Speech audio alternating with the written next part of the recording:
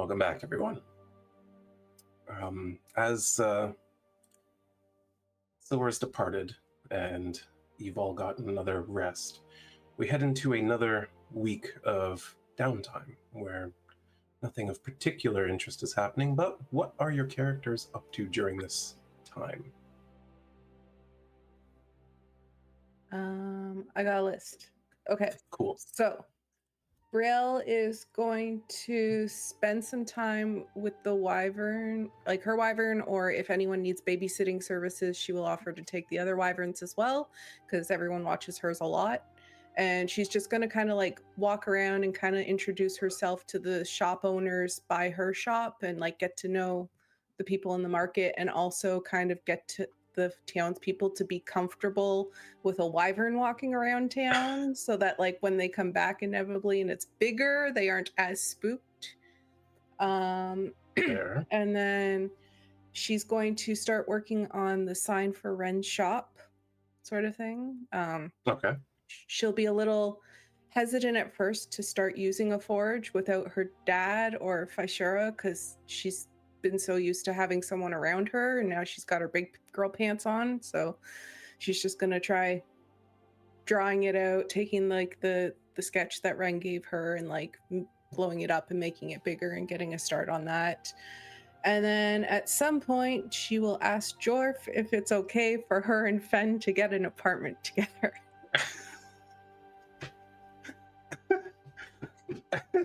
I was planning on glossing over this, but since that's coming up,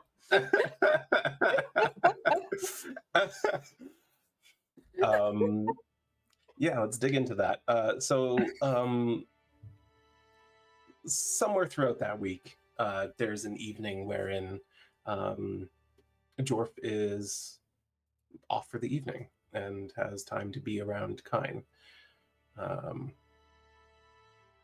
He's at the Deer and Damsel Inn, and make your approach. Jorf, do you have some time? Yeah, Brielle, for you, anything. I kind of wanted to ask you something important that Ren said I should make sure is okay with you first, because it could be seen as not good. So I just want to, okay, how do I put this? I may or may not have got Fen fired off his ship, and that was my fault, and I learned my lesson to not mention being naked in letters to sailors, because that's a bad idea. But if... I'm sorry, did you wrote to him about being naked?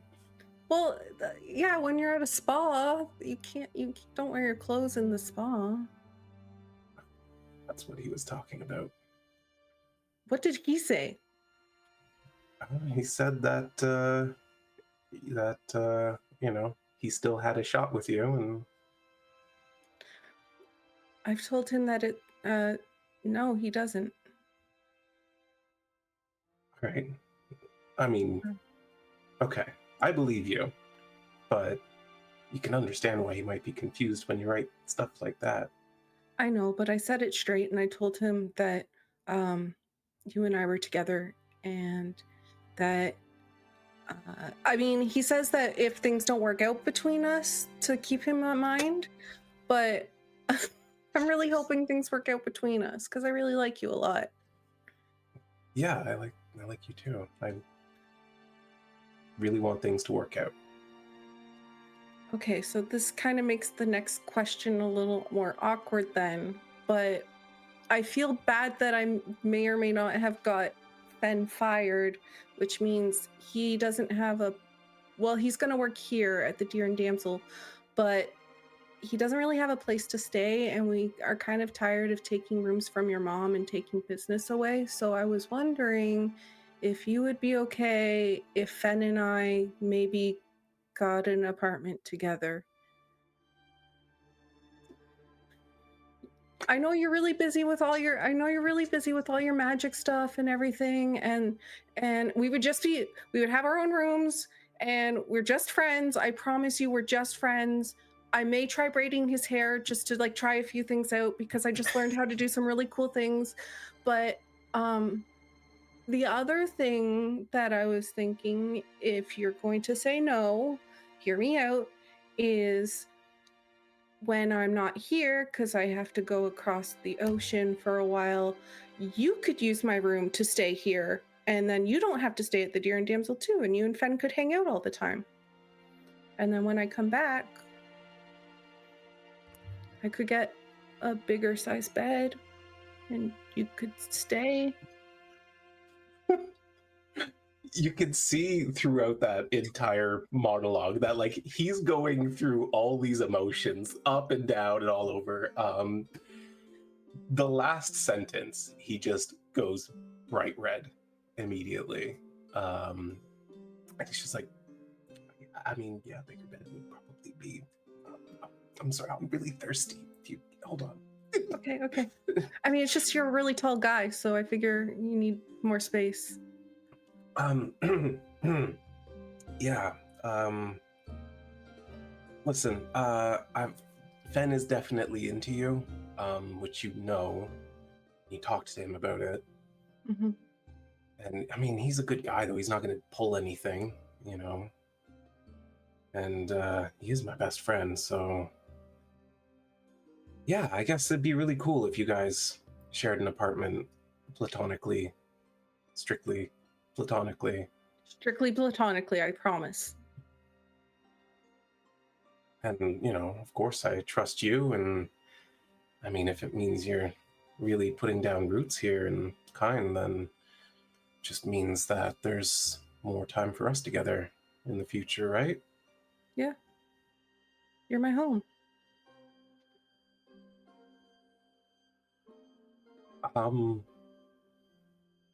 Yeah. Maybe I should contribute rent then. Oh, I wouldn't want you to have to feel like you have to do that. I could do it, and then you're just visiting me. We could. I wouldn't mind though. I mean, especially if you're letting me stay there when I need to. Okay. If you want. Again, I'm not making you have to do it, but if you want. Yeah. Maybe we should go pack your things. Oh, I just have a bag. That's all I have. Right. Yeah. Okay. Then he looks over his shoulder to see where Jurley is. Maybe we should just go upstairs and kiss a little bit. Okay. Beautiful. They both head upstairs and out of sight of patrons and Jurley. I enjoyed that he has to spell it out for her every single time. Yeah. So, are we kissing? That's all I wanted to do this week. Very good. Very good. Yeah. All right. And give me what kind of role do you want to make for design? Have you started the actual metalwork, or are you just kind of So Ren gave her the design, and then she was just making it bigger and then going to like start pounding out the metal for it. All right. Then yeah, give me your Smith tools check, whatever we've been rolling for that. We've been doing athletics. Yeah, so let's do that. 13. Okay. Yeah, well, with the new forge and the unfamiliar room and everything, progress is a little bit slow, but you make progress. You kind of get the frame going for it. Everything looks right, just took longer than expected over the course of a week. But yeah, you do a pretty good job. Oh, I lied. There's one more thing. Brielle will try and go to the temple that Rowan took her to, and they had given her cleric training for like combat, but she wants to be helpful to people. Like she saw them helping all the sick people and everything, and she's just gonna ask them if there's any spells I could do as a cleric that were helpful, aka I'm trying to give narrative to her knowing mending and identify. Yeah, absolutely. Give me an Arcana check, please. Okay. Actually, you could do religion too if you want. Oh, never mind. You're rolling fine. What's my religion? Yeah, it doesn't matter. They're the same. Okay. yeah, you spend a little bit of time at the temple, and over the course of a day, they do show you some tricks to healing and everything. And then after you're done with one patient who had taken an unfortunate bite from a wild creature, you see that one of the priests closes up the holes in his shirt. And you kind of get a glimmer of how to do that, and you feel like you understand a little bit more about how this magic works. A little bit later in the day, someone comes in with an affliction, and you can see that they're using magic to try to identify the source of the magic that is oppressing them. And similarly, you kind of get a hint of how to do that. You're not confident yet, but you get the ideas. Cool. Ren, what's your week look like? So I feel like after that night with Nadia, Ren isn't entirely sure what and how she wants to tell the others, just because she knows that they know that she went there for a specific reason. So I think with that in mind, she ends up being a lot more aloof and suddenly like busy. She's totally ghosting them that week. But she does catch wind that Silra is gone when she needs to get a few of her things off of Silra. So I think with that in mind, she takes a couple of days. Maybe if the what was it, the Blue Fangs, if they are like heading back to Hardova, she might fall behind them like a few hours or so to like kind of, she's gonna go out that way alone, but she doesn't want to be just like stranded out there if there is a lot of trouble on the road. She eventually makes her way to Hardova.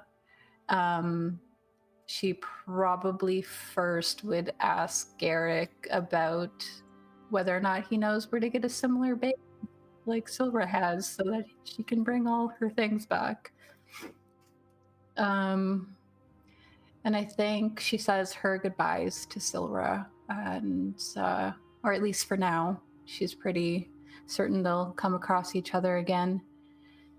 And then during that week, she wrangles her wyvern to, once it starts like doing that thing where it's like trying to mark its territory by spraying its poison everywhere, she like tries to wrangle it, renders it somewhat docile enough to gather some of the venom from the wyvern, which we already kind of resolved. And I think, she is really busying herself. She's gonna sell off some of her stuff, like her studded leather that she doesn't use anymore. And I think she buys a couple of daggers once she's successful with gathering that poison, just so she has something to apply it to. And she's gonna buy a couple of potions, one healing, a water breathing potion. And Garrick also notices that she's like really distancing herself too. Like she came home that night and was like, I'm not sure what I want to say about that yet, but and if possible, she would like to check in with Garrick about, because he mentioned being a little bit concerned about what a wyvern might need as it gets bigger, and they have, a house. If he had like an idea of if they could expand or fortify their house in any way, she'd be willing to try to help pay for that sort of thing. And I think if he was okay with that, she would then talk to Geraldine and Morgath, kind of track them down when they're leaving Brielle's forge one day and start that conversation. It's not urgent since she's probably going to be going away before it gets too big. And I think at the end of that week, she finally opens up to Garrick a little bit about what happened with Nadia that night. Okay. And how much is she reviewing? Specifically the stuff about the Swindell company and the fact that they've been watching the party as a whole. And I think telling him that, like, though she didn't know at the time, she, I don't know if she's going to tell him about the immortality thing. Okay. Yeah, she's just like, I did something really big for Nadia. Oh. The ring that I been kind of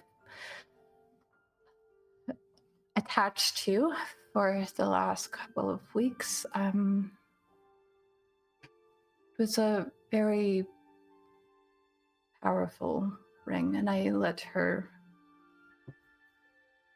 have it. I think she needed it more than I did. And once I let her use it, it came to light that she's been feeding information to the Swindell company about me and all of my friends. Seems they've had some control over her. Right. They do tend to do that. But now she's offering to bring me straight to a couple of people that I've been looking for.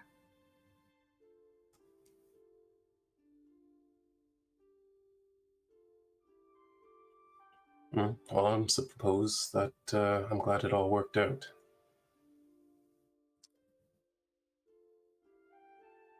This is why you've warned me not to get too close with people. Well, it's one of the reasons.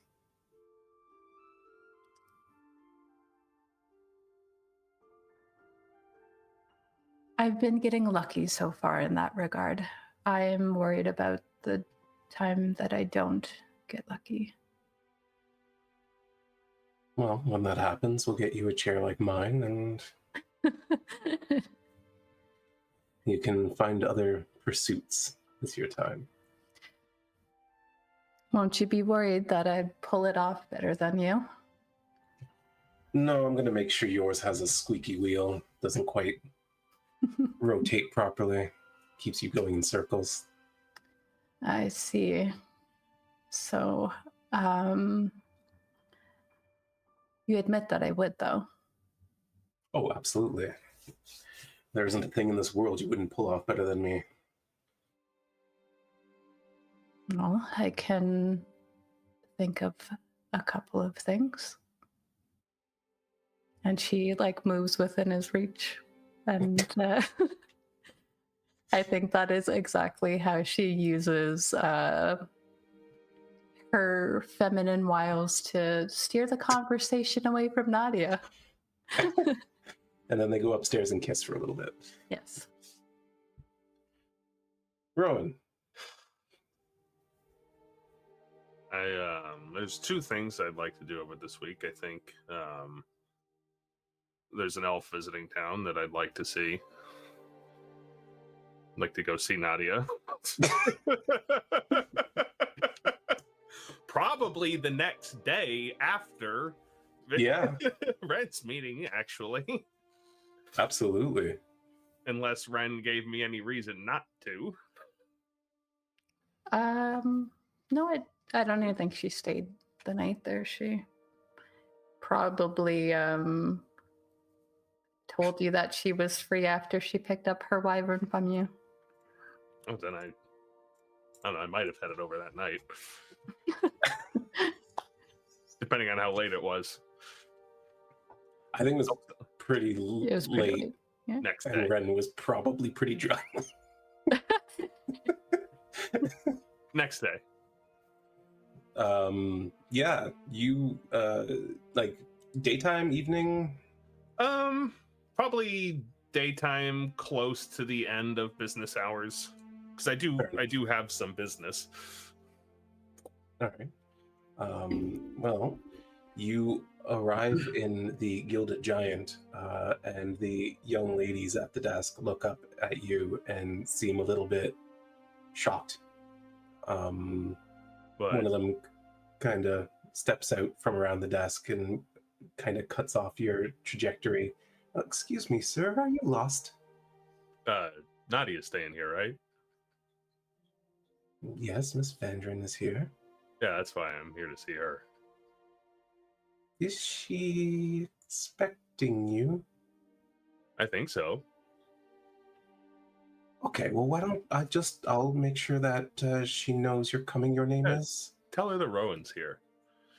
Very, very good, Rowan. Perhaps you could just wipe your feet off while I'm giving her a call. Oh, sure. He put his shoes on for this. But then he still did walk through the park. Well, that's fair.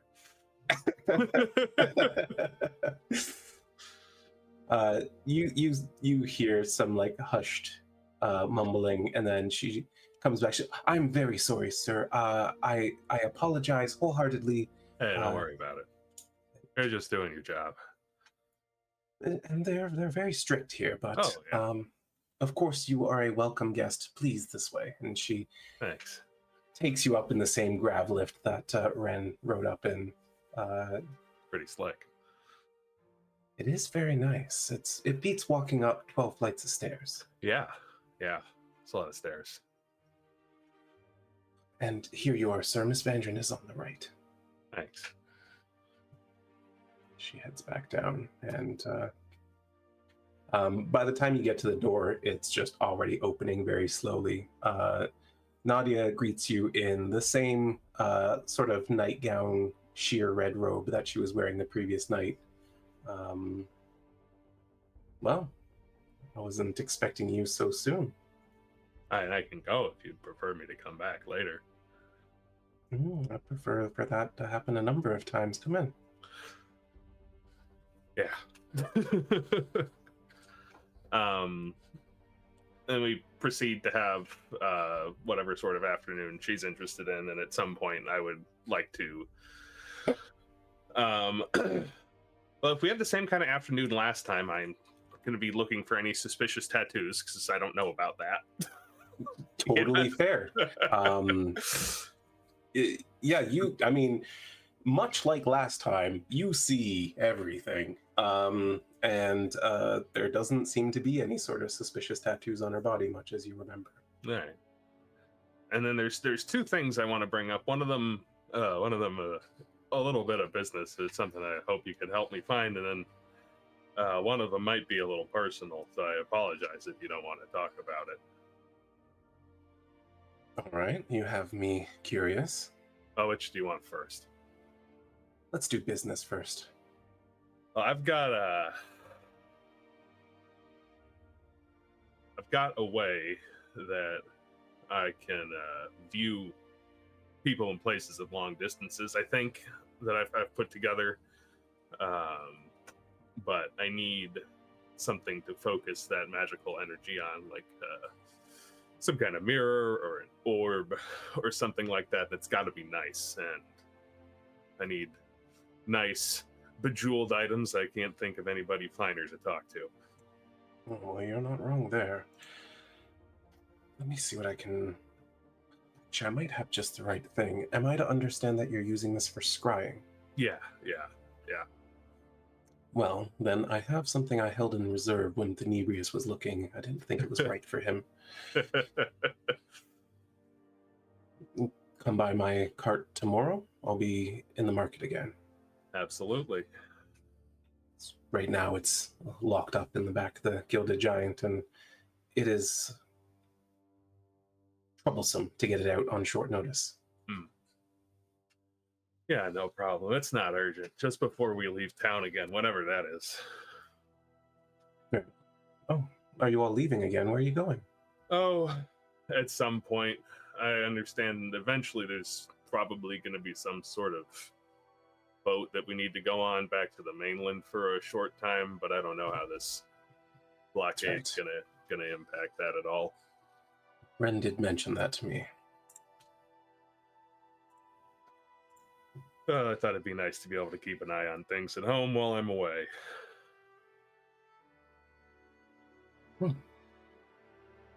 Interesting. So you're not just going to use it to watch me as I entertain myself while you're gone? Well, I mean, I could if you. It's always an option. You're Wait. always welcome to. I'm gonna remember that. I guess I just kind of go into the next personal question, which you don't have no pressure to answer. I don't even know if I'm asking the right person, but we learned a story about a young girl who maybe was, and I see that face, and I'm like, okay, so Ren mentioned something. She did, yes. Okay. It's difficult to talk about the specifics. For sure. But yes, I was taken against my will, and a ritual was performed in the mountain. And then the divergent eye was afflicted upon me. I'm sure you've heard people who use the phrase "opened my third eye." Yeah, it sounds familiar. Yes, well, it is a harrowing event when it's something you don't want to happen. Ugh. It is why I've become as powerful as I am today. And when others sought to take advantage of that power, they were able to because the cultists gave them the necessary ability to use me. Well, if I've been finding myself in contact with like a lot of curses and afflictions recently. I'm trying to get better at breaking those. Normally I only deal in mundane afflictions, but if you ever need any help, or if there's any thing like that you're trying to get out from underneath, I'll do what I can. You can see like she's maybe moved a little bit, and at the same time hesitant to say anything. Well, it wasn't a normal curse, I can tell you that. The priests that I saw assured me that there was no magic they wielded that could undo what was done. It was more of a contract, I suppose. Apparently, you don't always have to give consent for those. That's concerning. Yes. But I'm happy to announce that I am free of it as of recent events. Oh, that's really fantastic news. That's really fantastic. Yes. I don't really know what to do with myself as of yet. It's still pretty new. For one, damn it. Don't go spreading this around. Your friend Ren, she freed me. Holy shit, that's awesome. Yes. Didn't know she was contract breaking type. Well, no. Of course, we have similar experiences in Yeah. dealing with certain aspects of social contracts, but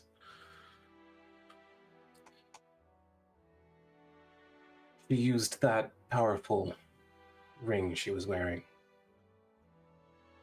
I guess now we know what it does, but hey, I'm glad she could use it on somebody so deserving.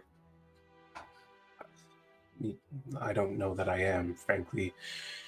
She should have made herself wealthy beyond imagine and lived out a comfortable and peaceful life. It doesn't really seem like her speed. Well, perhaps once you... She pauses. If she would ever find the right person, that speed might change.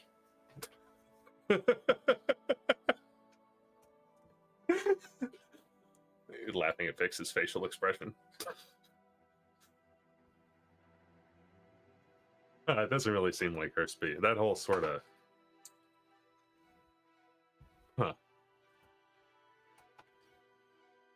Still, though, I'm grateful, and you and your friends, well, you've been very good to me, even though I was unwillingly not so great to you.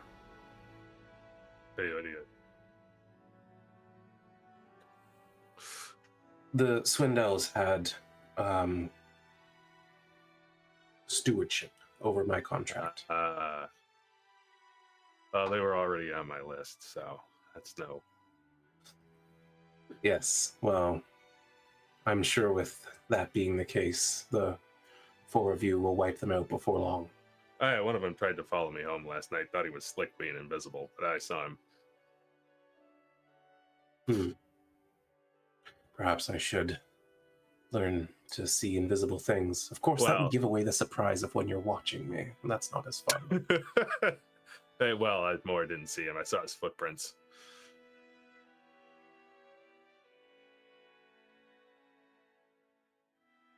I have promised to find a couple of these Swindells for Ren. Let me guess. Friedrich and that jackass that did that thing to her neck? Yeah. Those are the ones. I want to find him too, so... Good. I was about to ask you to be by her side when that happens. Oh yeah, already planning on it. I gotta get some information out of that guy about what he did to her neck so I can put it back. Do you really think that's possible? If it is, I'm gonna find out how. If it's not possible, it's not gonna be a question. Well, I'm really glad that I met all of you. Me too.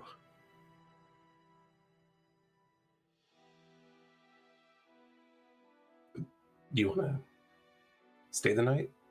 That sounds nice, yeah. Good. And, well, they enjoy themselves for the evening. Following morning. Did you have more? Second thing. There's one other thing I wanted to do this week, but if there's more of this scene, we can finish that. I'm just saying the following morning, she does retrieve her wagon, and you actually find she calls down by touching that metallic panel and lets them know she's leaving with her wagon this morning. You head down in the grav lift, and as she goes out the back exit, you find that there is this big, like, clockwork mechanical lifting device that seems to take the wagons and, like, place them in slots within the back of the building somewhere. That's wild. As she arrives there is a large ogre who is dressed up in, like, basically a tuxedo, who is pulling this massive chain to bring the thing down. And as it comes off of the ramp into the street, she gives him a silver piece, and he just goes, "Thank you, ma'am." Lifts his top hat to her, And Oh, good. And I was very much hoping that he was wearing a hat.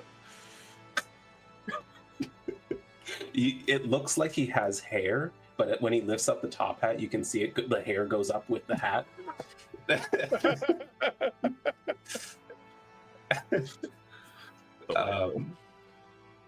But the horses pull the wagon out, and she takes you to the marketplace, where she then opens up shop and finds for you the special mirror that you were looking for.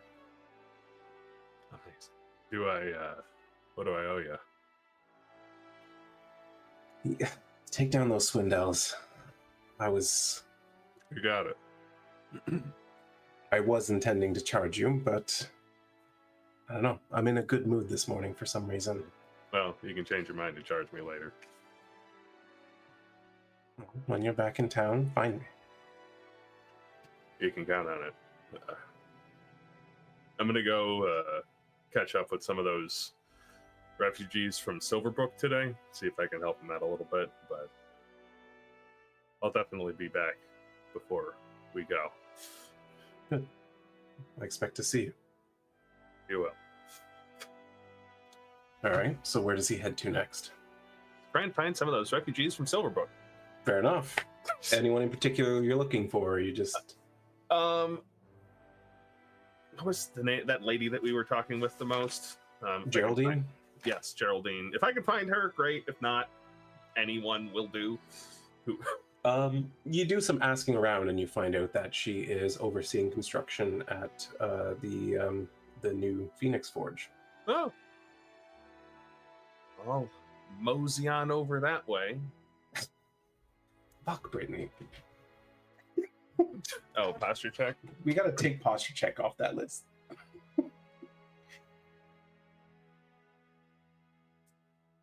What can I do for you?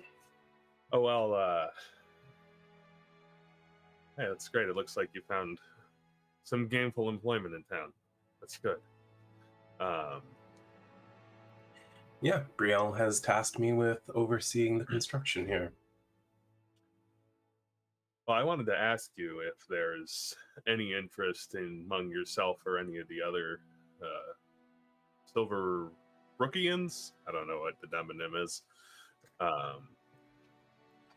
If you still had interest in going back, because I figured out a way where I think I can build you a wall around the city in 3 days.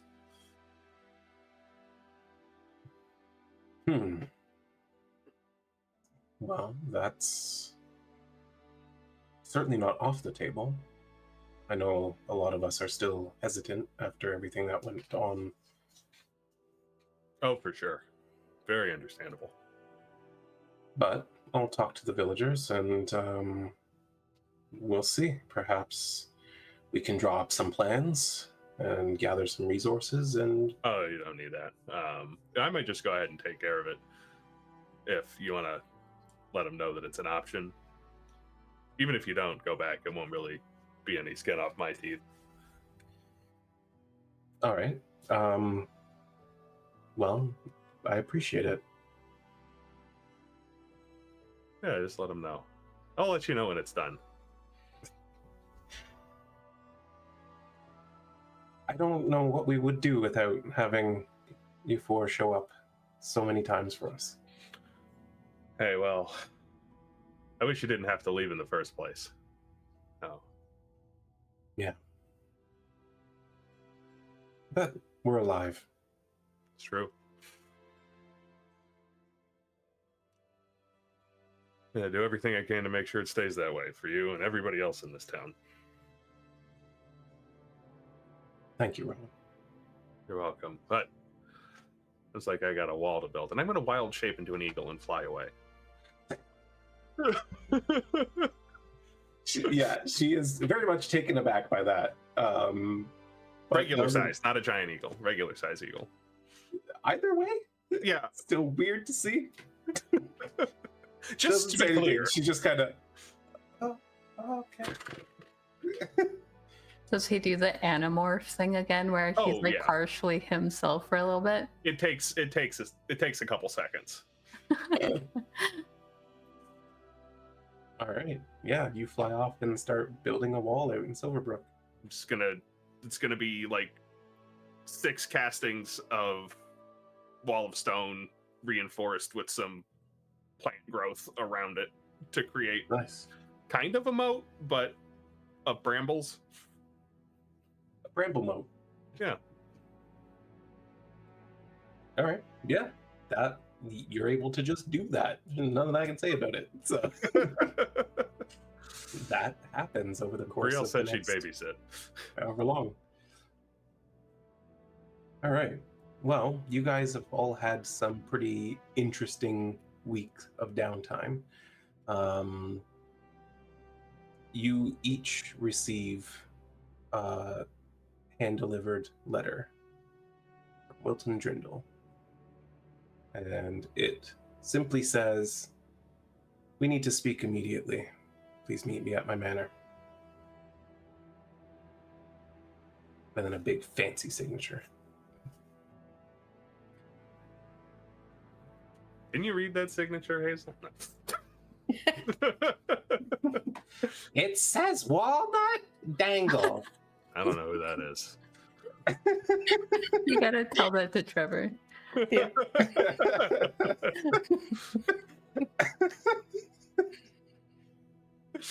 Oh, Trevor's gonna love that.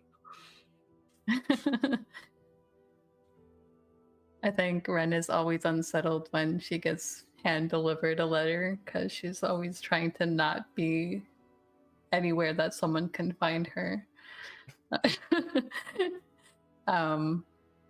But she always also appreciates a signature to copy, so she tucks that away.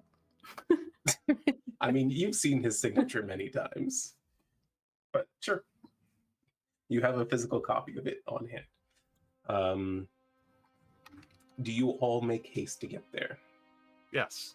Mhm. All right. You arrive? You arrive. You arrive at Drindle Manor. My God. I got the giggles now. You arrive at Walnut Dangle's Manor, and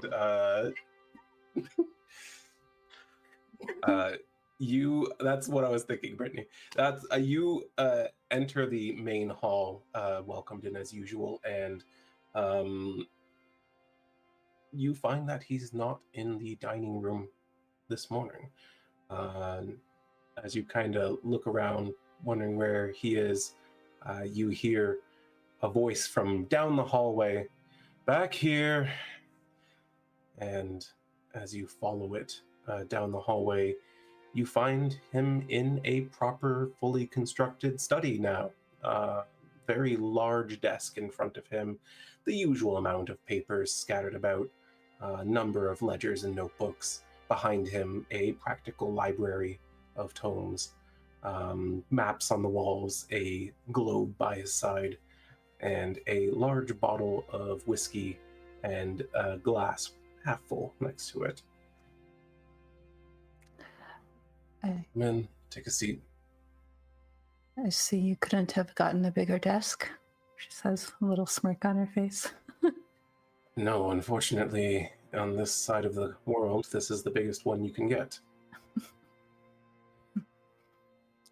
She'll take a seat. He doesn't even see the irony in what you're saying. Yeah. The life of the extraordinarily wealthy.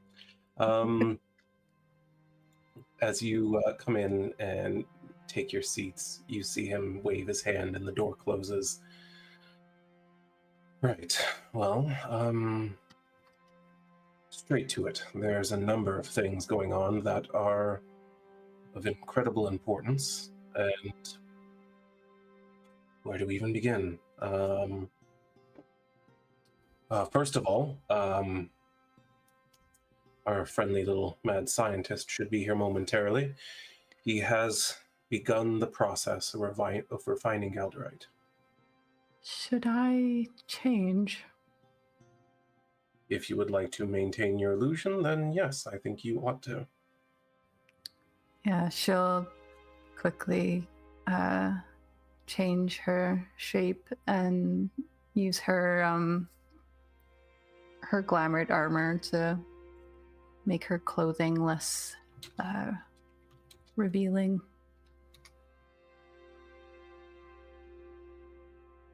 Right. Yes, well, as I said, he has begun the process. He believes he has figured it out, and production is underway, which means we've got about 3 weeks by my estimation before the shipment is ready to go. Of course, there are other matters that I need you to look into. Seems sort of like hesitating, buying time. Suddenly, the other door that leads out to the back of the house opens up, and Trevor Nesselbrook comes stepping forward.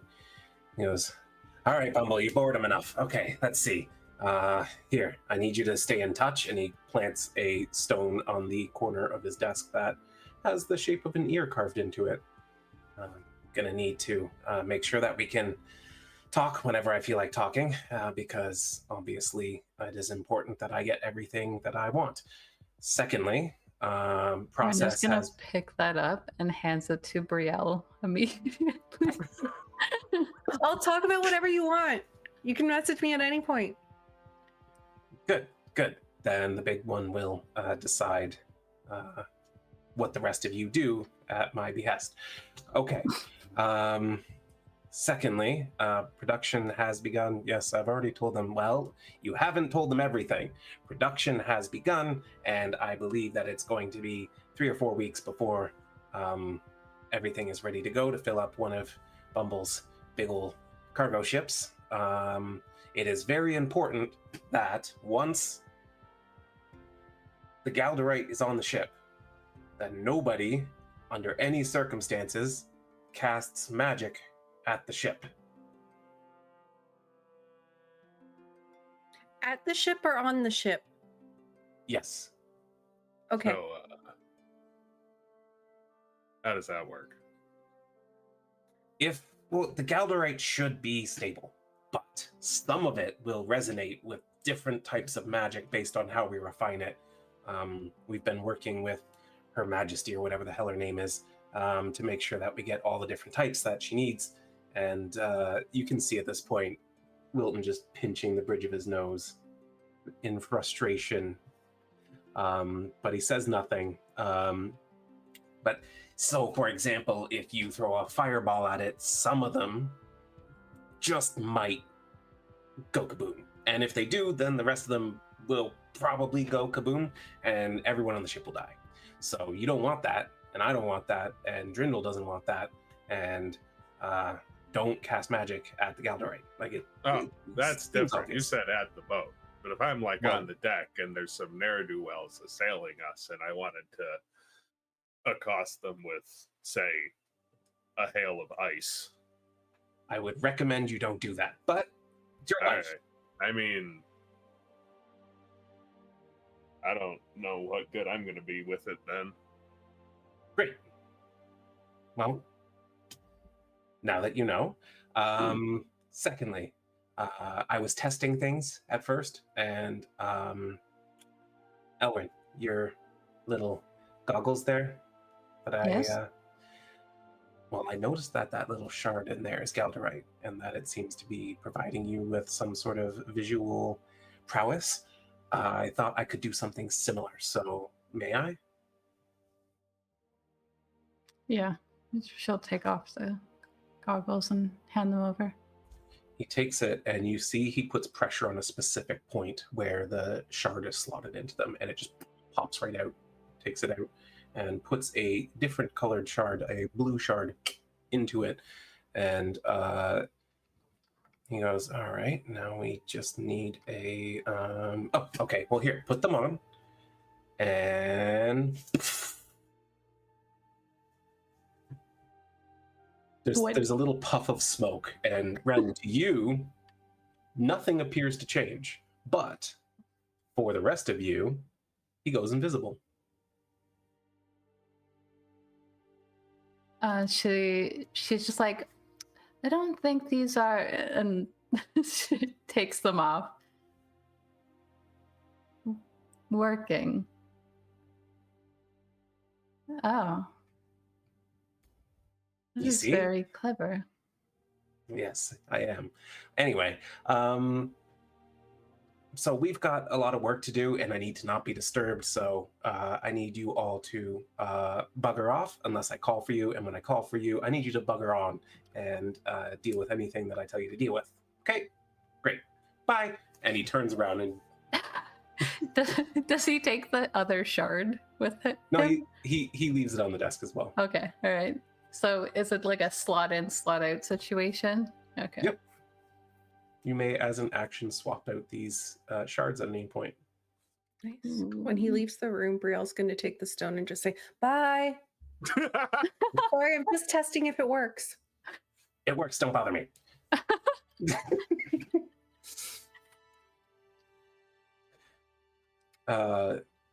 Drindle is now making his glass full, and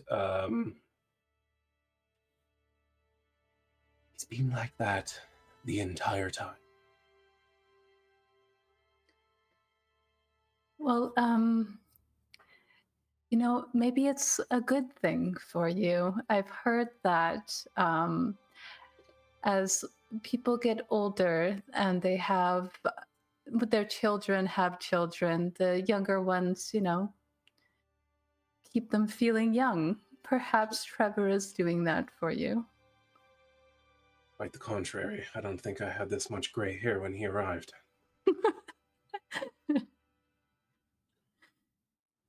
Right. Now, with that settled, you see him place 2 fingers on his desk, a metallic panel built into it, and he swirls them in a very particular pattern. My scholars have made a recent discovery from the Sirach artifacts we've been uncovering. What initially seemed to be, let's call it a discrepancy in their historical records, and therefore proving them nothing more than a myth, are actually accurate records of 2 very different events from what we can tell now. Both are likely true.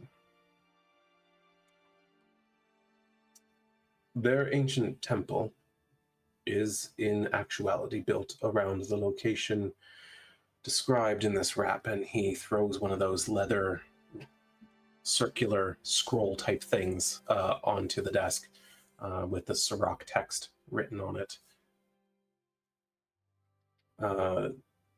None of you can read it because Silver's gone. But he explains that it describes a temple and its importance to the Sirach. And there is a section that he points out that is not text, but actually like sort of a waypoint map kind of thing.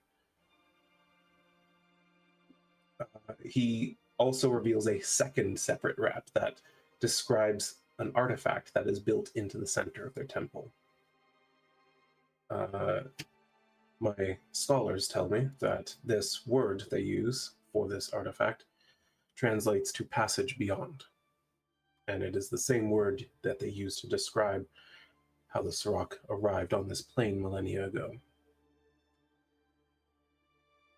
I'm very concerned that this artifact could enable a second invasion of Sirach into this plane, or perhaps in the wrong hands, it could be opened to the outer planes, or worse.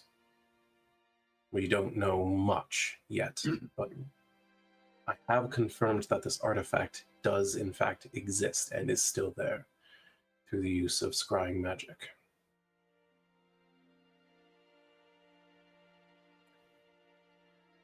I believe that it is imperative that we remove the primary conduit of this artifact and return with it as soon as possible.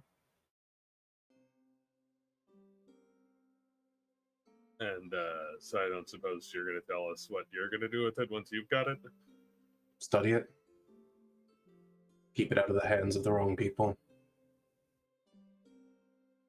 It seems to me something like that, everybody would be the wrong people. I don't disagree with you. Perfect. I assure you, I have no interest in reaching the other planes of existence. The Empire is only interested in this plane and protecting it. Fabulous.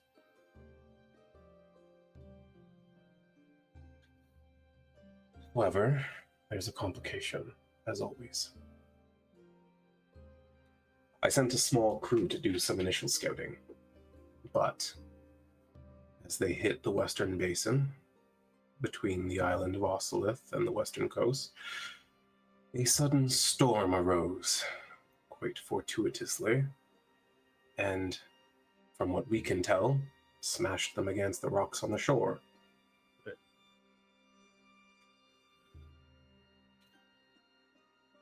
So, we don't have any scouting, we don't have any maps, we don't know the exact location other than what's around it based on this map. I have a general heading, and what my diviners tell me is that storm is not letting up anytime soon. So, you're going to need a navigator who is crazy enough to sail right through it.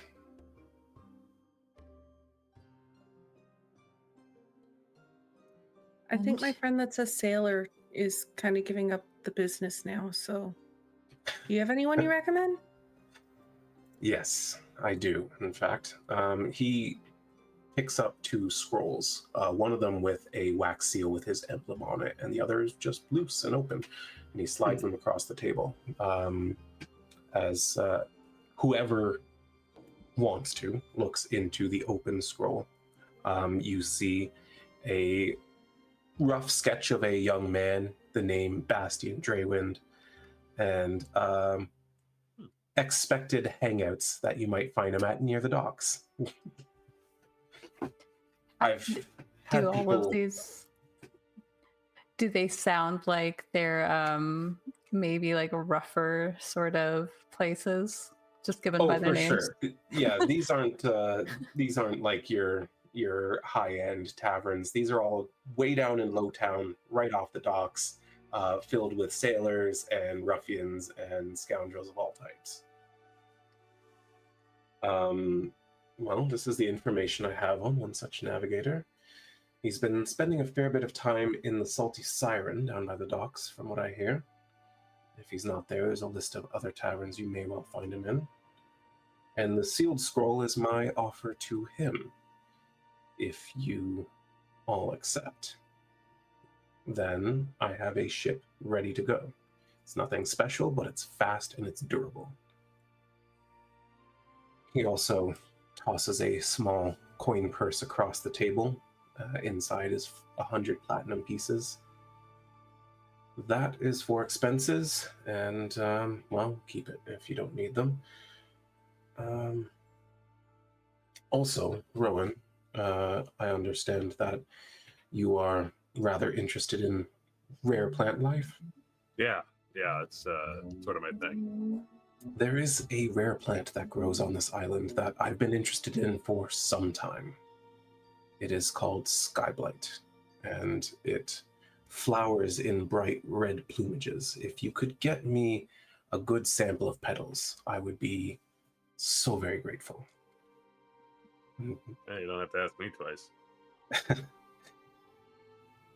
It can be utilized for avoiding divination.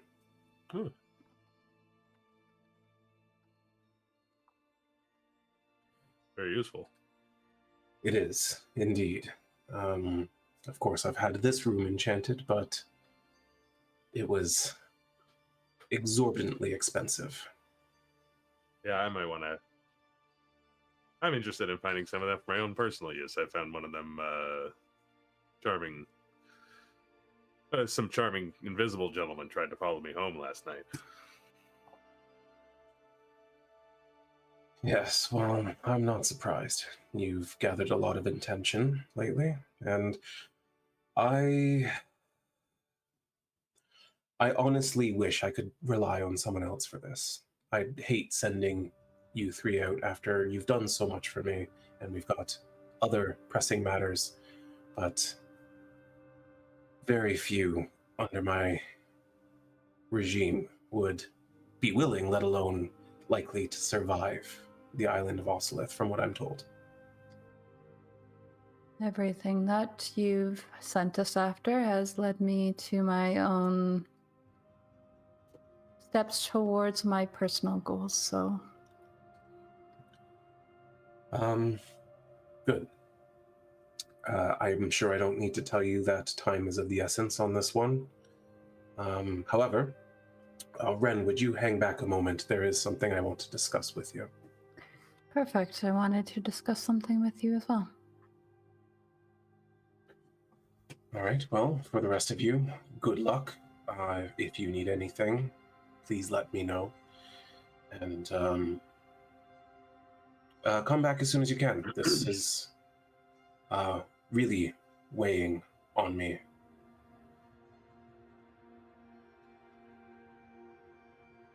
Yeah. We'll try our best as fast as we can.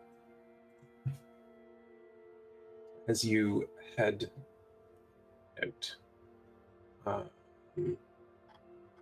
you can hear through the open door as you head down the hallway. Well, Ren, Seraphine came to visit me. And as he's saying that, the door closes behind you. And at this moment, gang, I apologize, but I'm going to have to ask you to not listen in on the remainder of this conversation. Even if you have a passive perception that high? Unfortunately, Braille's the room chatting is his ear off. Okay, yeah, that's fair. That's valid. You think I should have told him about my dad? I don't know, maybe not yet. Maybe. Okay. And I will give visual cues when I'm done. All right, audience, you will hear the secrets of Ren and I at this moment. I assured her that you were doing everything we can to get the Galderite processed and shipped to her, and that you would personally see to the shipment arriving in time. I did also mention to her that your services were invaluable and that I would have a hard time replacing you. But do you know how your mother is? She tried to leverage that into a favor and said she had work for you to do back home. I posited the idea that you could become a free agent of the Empire here in Kine for the sake of all we have to accomplish, and she became rather irritated with me. But I believe I have just the ace up my sleeve to convince her. It will make some other nobles very unhappy. Oh, and you know how I hate to upset all the nobles. Well, I do. And in return for upsetting so many of my peers, I need you to do something for me. And that would be? The crew I sent out. I discovered after they departed that they've been turned by King Dravik. They're double agents. They have documents that prove my theft of their technology and my manipulations of events within their kingdom. They also have information on this artifact, and I am positive that King Dravik will want to acquire it. It is only by the narrowest instance of fate that this storm arose when it did, and they crash-landed on Oceleth. They were heading straight to the Dwarven Empire.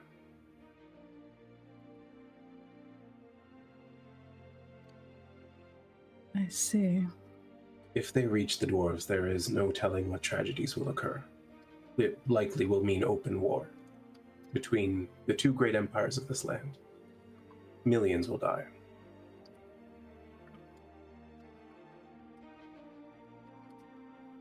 You must murder these men if they're alive, and secure any and all evidence that they have on me, and return with it. I don't know how your friends would feel about such an assignment, and I know that you are accustomed to such dark dealings.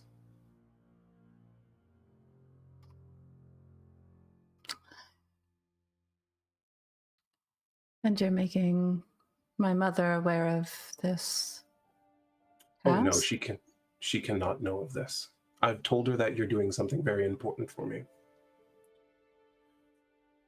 If you can silence these men, bring everything back to me without a single other eye being laid upon them, I will make Seraphine Vice Minister of Mysticism, which means that she will one day be the Minister of Mysticism. And I will place all Galdorite operations under her newly created office. And of course, I will do this in exchange for you being released of any and all obligations to the Empire. She's usually composed around him. Yeah. There's that, that noble back and forth, and he sees her face falter a bit, taken aback. I think she thought for a second, what if I made this big mistake giving this wish away and that was my only way out of this? And so having this follow up that, she's there's a little bit of shock, and she's going to take a couple of steps, and she goes, and if the others on the team were to find out but not see the evidence, is that where would we stand? So long as the evidence is not seen by anyone, the truth is not uncovered by the dwarves, and these men are permanently silenced.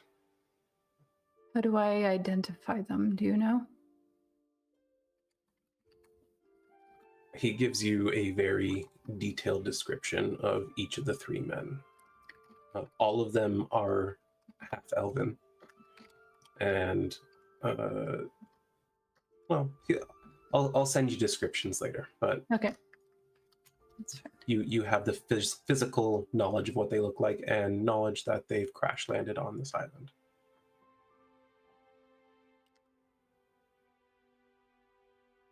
Right. Well, that is exactly what I've been working towards, so you can count on me to try if I come across them. Good. Now, I also have something to tell you. All right. Is your reward the one for the 10,000 gold for dealing with some of the swindles who have been causing you problems? Is that still standing? Of course. Then I may need to follow up with you in a couple of weeks. You've tracked some down, have you? I have someone reliable doing that for me, and I think she will follow through. Well then, you make that happen and you'll be a very wealthy young man or woman, however you choose to live out the rest of your days. She's gonna kind of hold out a hand, shake his hand, and she'll leave out into the hallway. Yeah, he shakes your hand firmly and gives you a look of very sincere respect. And as you leave, everyone else can put on their headphones once more.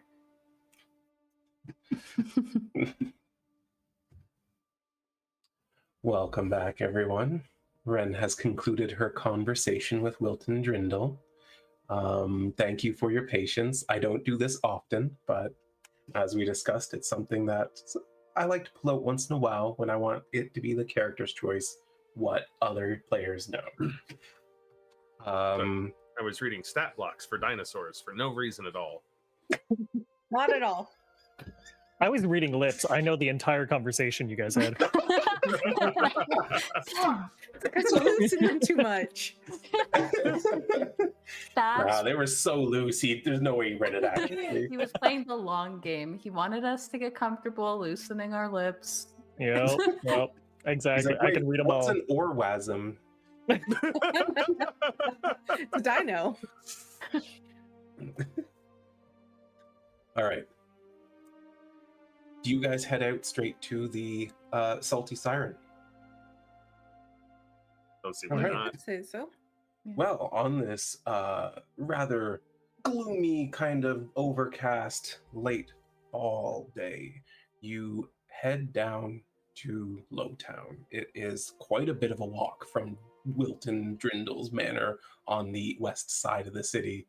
And you pass through all kinds of things, high-end shops and armorers and jewelers and all kinds of dedicated businesses, temples and the like, to standard taverns and inns and farriers and stablers and all kinds of things, until finally you hit that road going down the cliff to Lowtown, where the shops become a little bit shadier. Sunlight seems to be all but absent, and the further down you go, the more you feel people eyeing your coin purse more than your face.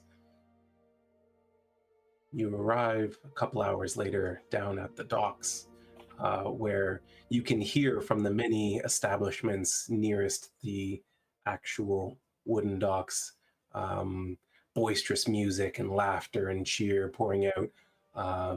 One establishment you pass, you actually just hear nothing but unrelenting violence as a group of about 30 or so sailors seem to be intent on pummeling each other's heads directly into the ground.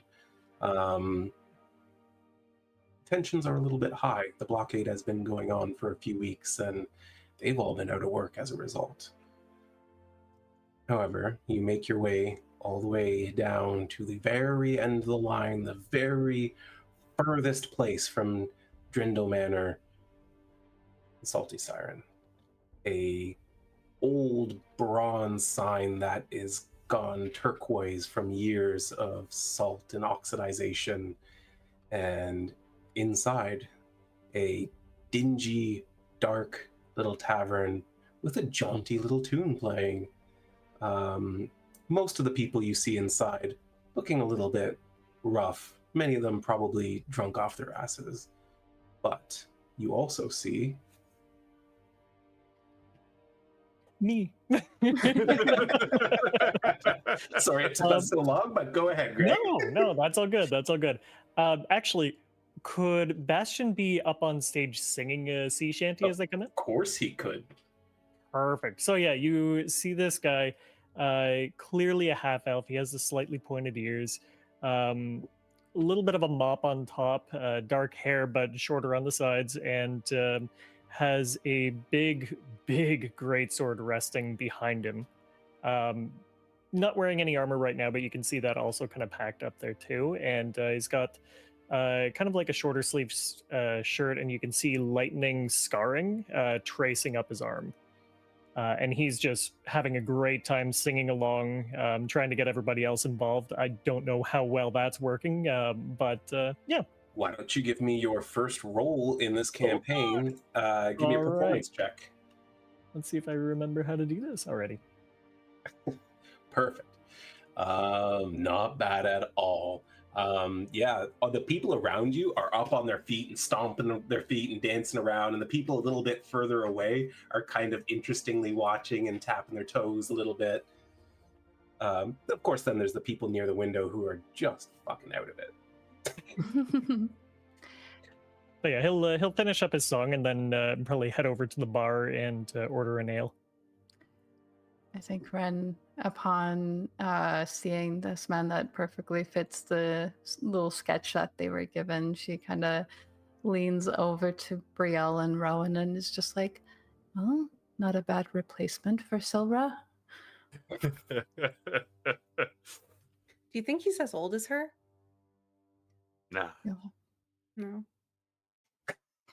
I'm probably the oldest one now. Rowan just out here with nah. Silver's old, yo. That's how I took it too. Yeah. I love She's it. older than me. Older than me.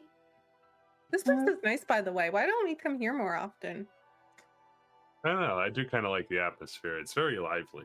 Yeah, everyone's having fun. Ren just walks away without saying Poor Ren. anything. I don't have a coin purse. What am I worried about? Where are you keeping all your gems then? Oh, just in my pocket. So not even covered either. No, they're in his pack and in those multiple interior pockets that he had previously mentioned. All right, Ren is just gonna walk away from them, shake her head a little bit, heads towards the bar, and she's going to like hold 3 fingers up and kind of point to whatever Bastion is currently drinking. And she leaves one for Brielle and one for Rowan, and she takes the other and just kind of takes the seat next to Bastion. You ever tasted that before, Lassie? It honestly doesn't seem up my alley, but there's a first time for everything. It's the cheapest swill around, but it'll get you good and drunk.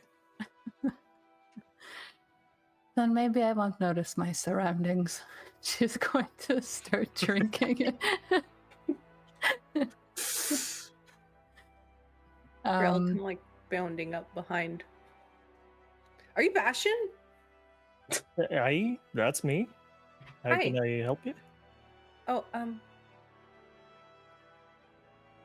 you were gonna say something, weren't you, Ren? I ruined it, didn't I? No, you did just fine, actually. You got straight to the point. I'm Brielle of the soon-to-be Phoenix Forge that's in town, coming soon. Grand opening, we haven't decided yet. And these are my friends. This is my best friend, Ren.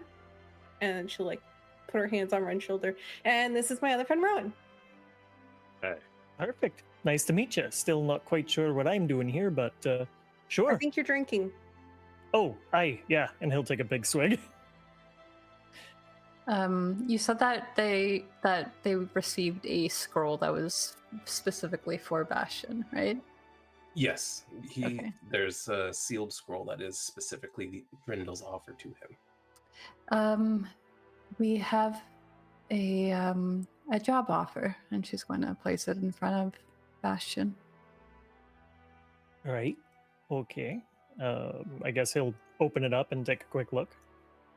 Yeah, you break the seal on it, and being a sorcerer, you get the sense that there is a little bit of an enchantment in that seal. You're not sure at a glance what it did, but it's broken now. And as you take a look over it, the letter goes. Bastion Draywind. My name is Wilton Drindle. I am a diplomat for the Jakartan Empire. I understand that you have a particular set of talents, and I would like for you to pilot my ship to the Western Basin and assist my crew in making shore on Oceleth. There is a violent storm that no one else is willing to navigate at this time, and I thought that you would be the best person for the job. If you accept, I have included a writ with the foremost shipwright in all of Cadence. You may craft whatever ship your heart desires. But if you reject it, I assure you, sailing to Cadence will no longer be an option for you. He'll finish reading it. He'll look up and kind of turn it around and show them exactly what the letter says. Oh. I've never met this man in my life before. Is he trustworthy? He Yeah, for the follows most through on part. his word. All right. Honestly, he had me at sailing again because I've been dry for far too long. Having a ship going through the storm? Oh, absolutely, I'm in. What I didn't like is him thinking he can stop me. We'll see about that one. But in terms of the job itself, you need a storm guide. I'm your man. Hey, great. Well, you know what? I'm not even going to really ask. He's had a long string of plucking out people of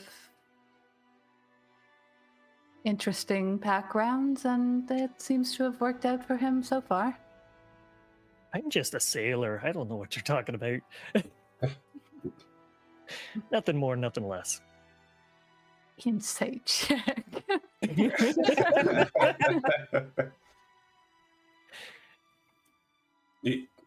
can make an insight check if you'd like to. Go Okay. on. He is a sailor, but there's more going on. You said nothing more. Where is that? Oh, okay. All right, it's a pretty successful insight check. What does she read off you, Bastion? He's definitely gotten into some less than savory things. Not full-on piracy, but probably something like smuggling. Just some light treason. Just Yeah. yeah, you know, Like it's okay. treason. It's for her own curiosity. She just sort of tucks that information away. Right, well, I think you will fit in with this group at least. He did say that he would like us to be quick about this. How soon are you able to leave? He'll hold up a finger, chug his drink. Right, now, let's go. Hey, anytime. Ren just seems thankful that she doesn't have to finish her drink and puts it down on the bar and follows him out. He'll probably grab that one and take it along with him. That's you go. It's a go cup. Yep.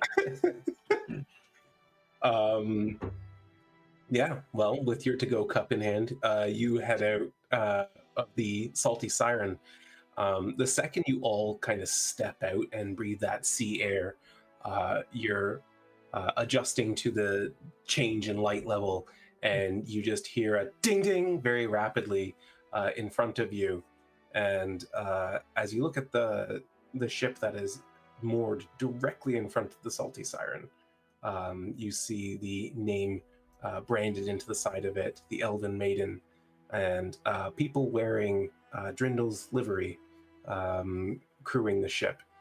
There is a strong-looking, relatively young elvish woman wearing a very fancy cap, leaning over the side. You lot, come on, we're ready to go. Man, he really doesn't waste any time. Hey, do we need to like get our stuff? Like, I don't just walk around town with all my things.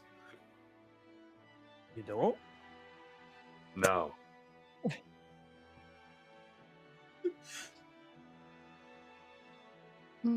I have mean, I'm all go- of mine. I'll manage. All right, let's go. You're For my fully stuff. able to have them board and stall while you go get your stuff. That's not an issue. Since Ren got That's- her bag of holding, she's been carrying everything everywhere. So But we're at about halfway, so let's take a little break. Not hello, break. Brick. A little break. This is going to be something that's going to happen. Is I'm going to end up with accent bleed from Greg right now. Yep. I'm so sorry. It's not your fault. I'm weird. But thank you to all the new people who have joined us this evening. Really glad to have you all here. I hope you're enjoying yourselves. I'd love to hear about that novel you got going. But we're going to take a little break. We'll be back in 5-10 minutes or something. So get some snacks and some drinks, and we'll see you soon. Welcome back, everyone. I got no counting this time. Sorry, I was muted. I did count you. I'm just like, oh, the on-air thing is on. Okay. We're all professionals. It's fine. You actually it tripped me up because you actually like notice right when I said 3. So Fair enough. Yeah, well, welcome back, everyone. I hope you all had a great break, and I hope you're all as excited as we are to get things rolling again. With whatever it is you guys need, you find yourself aboard the Elven Maiden, one of Drindle's many ships. It is a standard brig class ship, and is mostly used for moving wares back and forth. And shortly after you arrive on the deck, you can see that the plank is already being pulled up, the ropes are being loosened, sails are being unfurled, and well, the young elvish woman approaches the 4 of you. All right, so here's the deal. There's going to be no fighting on my ship unless something attacks my ship, in which case everyone is expected to fight for the ship. If you have any questions, I don't care. And if you have any needs, that's your problem. Any questions? Well, you clearly don't care anyway, so... You were clearly paying attention. I like you. Okay.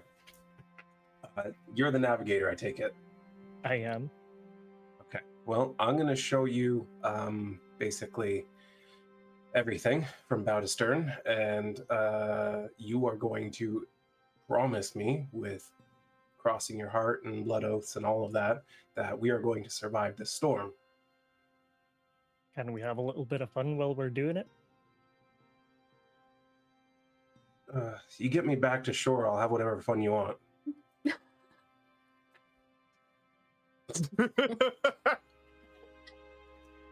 I think there was a euphemism that wasn't meant to happen there, but all right.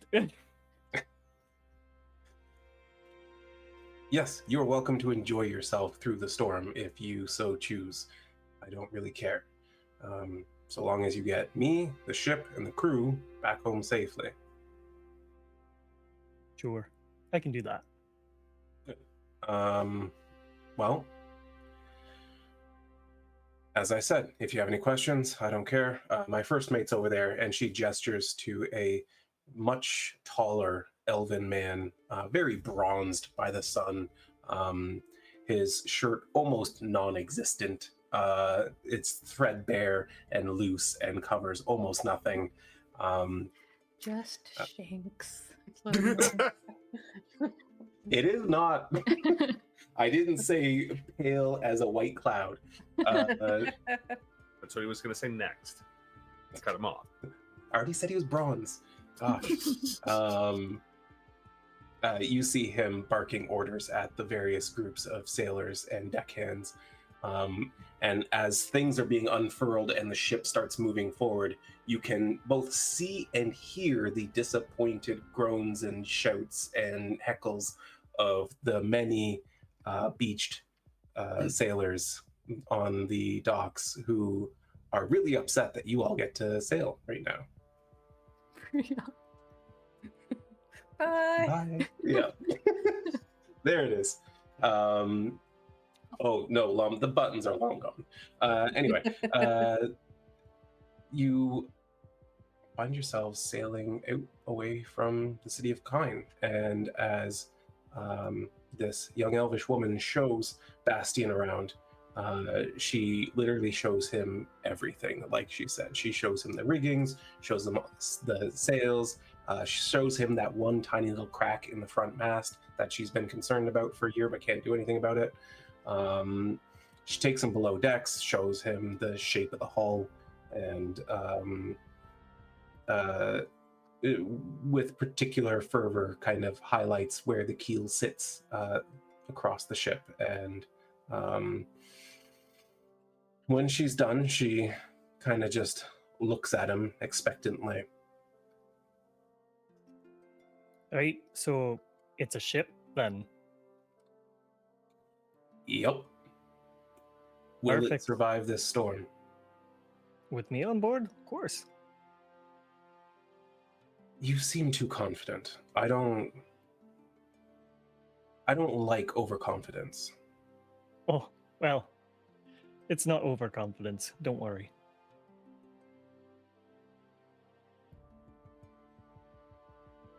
All right. You said you were good, so You get me to a storm, I'll show you a good time. all right. Well, just so you know, if the ship starts going down, so do you. Wait, that came out wrong. Did it though? If my crew doesn't survive, neither do you. That's what I'm trying to tell you. Sure. Okay. That does tend to be how shipwrecks work. All right, fuck off. And she turns and just I like you. she heads to the helm of the ship, where she is not personally helming it. There is a helmsman on the deck, and you can see her kind of pointing out some of the cloud formations in the sky to him, and then some of the rock formations that have that tend to go unnoticed just under the surface of the water off the shore of Cadence. And the helmsman's paying attention and steering the ship accordingly. And they take a fairly narrow approach to rounding the island or rather the continent.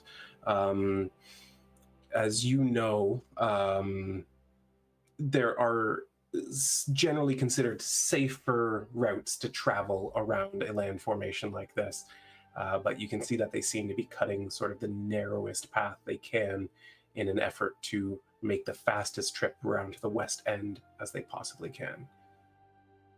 But with her occupied now and ship now familiar to Bastion, and the rest of you with very little to do and very little instruction and nobody to ask any questions to, what would you like to do? I'd like to, once Bastion's free, usher the group over and said, "Hey, I know she doesn't care, but I have a question. How do you guys, you can't breathe underwater, can you?" I can't say I've tried. Well, I could do it for about an hour. I think, all this talk about shipwrecks and storms got me a little bit nervous. So how about we all be able to breathe underwater for 24 hours? How's that sound? That would be Just in nice. case. Hey, great. I'm going to need y'all to stand still for about 10 minutes. Hold on a second. Before you do that, Bastion, you would know that even with this narrow path they're cutting, it's going to be at least tomorrow before you get to the west end and hit the storm. Okay. He'll let them know that. I can do this every day. It's fine. Sure.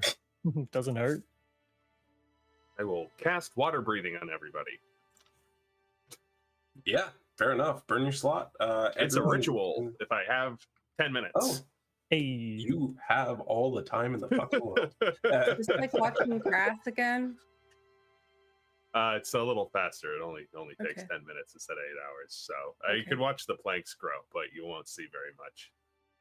Okay.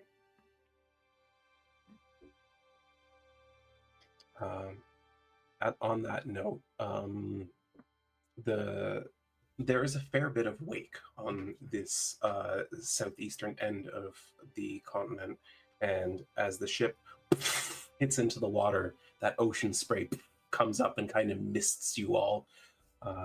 Brielle, you remember that as being something that Fen very much enjoyed, especially because he would be working his ass off most of the time and burning up from the effort, and it just always felt like this nice cooling breeze for him, and he talked about it often.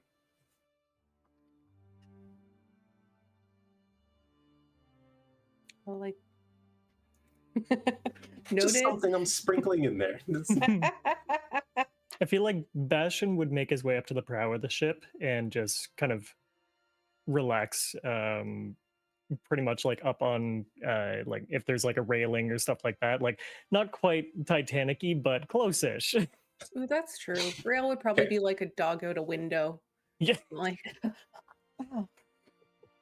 So the just to clarify, so from my understanding, the prow begins where the bow ends, the bow being the front of the ship, but then the prow is like that long, almost like a mast, that long piece of wood that sticks out and everything gets rigged to at the front.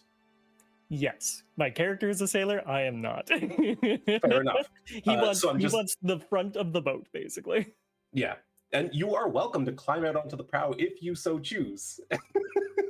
I just want to make sure that we understand each other so that if you fall in the water, you knew why. Oh wait, okay, yeah, no. Actually, I did mean the prow in that case.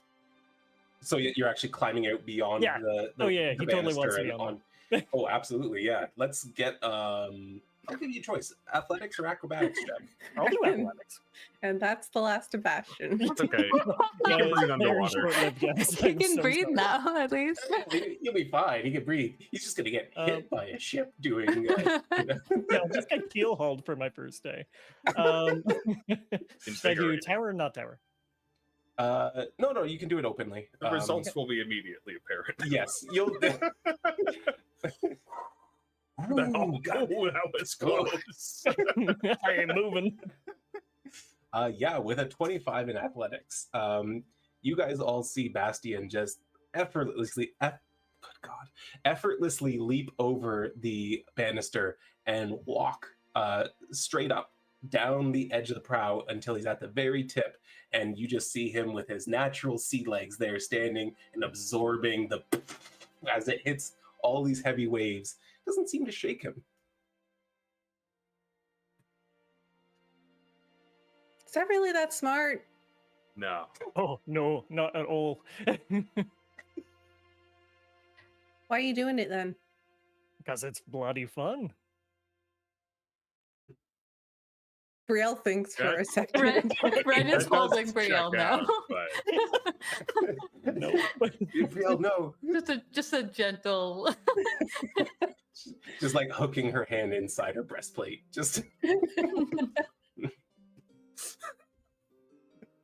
tired to the mast. Oh boy. I was on a Leave these boat for two 6 weeks. unsupervised.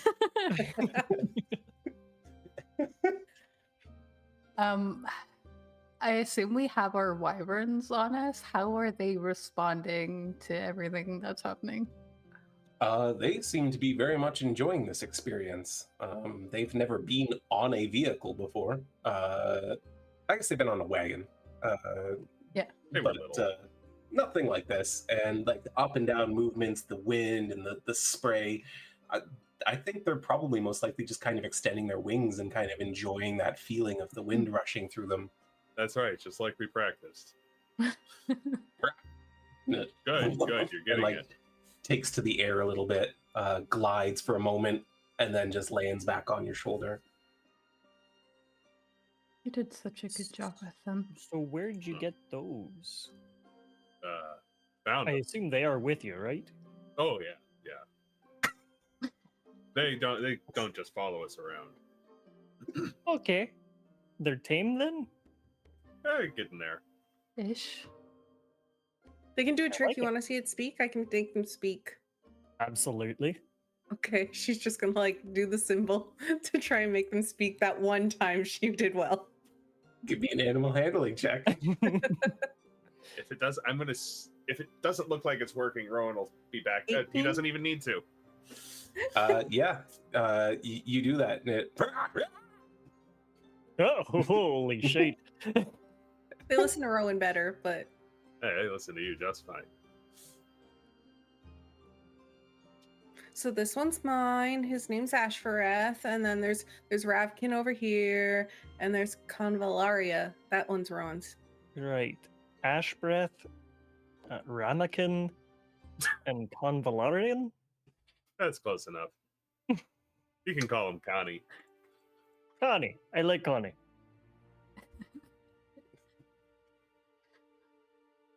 Ren doesn't even bother correcting it. I'm so curious what Ren's opinion of this guy is at this point. I know. She's doing the polite noble at a party thing right now, that's for what I sure. thought. No. In her head is just, oh no, oh no, oh no.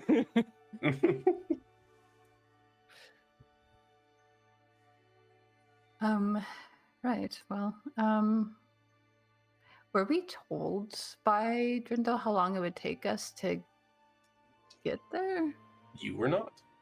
Then I guess Ren turns to Bastion and says, "Do you have any idea of how long it would take us to arrive to the island? Have you been there before?"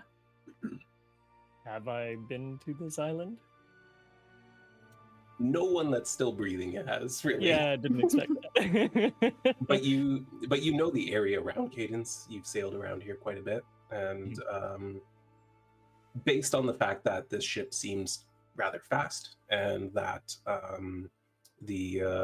like I said, they're cutting a very narrow line to the coast as much as possible. If there's no issues, you should be arriving the next day sometime. Shouldn't be too long. I hope you're okay with sleeping at least a night out here. I'll see if I can speed it up myself, though. Sorry, how would you do that? Oh, one moment. And he'll kind of sit. Well, I guess he's still hanging out on the prow. He's just going to start muttering under his breath and hold a little gem that's hanging around his neck. And he's going to use his Storm Guide ability to basically make the wind, whatever wind there is, push them directly forward the way that they need to go. Yeah, absolutely. All of you kind of simultaneously feel the wind suddenly at your back, just very sustained and constant, and the ship seems to once again off a wave and into the water as the speed suddenly picks up. You can hear behind you several sailors. Whoa, what happened? Oh, hey, sorry about that. Full sail ahead. You just hear that one young elven voice. You heard him. And suddenly all the sails come down, and the ship's moving very fast now. Well, now I understand the confidence that you had in getting us through this. I assume that's not your only trick. Oh, no, that's absolutely my only trick. Oh. I'm kidding. I've got a few more up my sleeve. Oh, thank goodness. I make the wind go certain ways. That's what I do. Soon, like, lean over to Ren and whisper, "I can do that too." You just have to ask it nice, and it'll listen. That doesn't surprise me at all.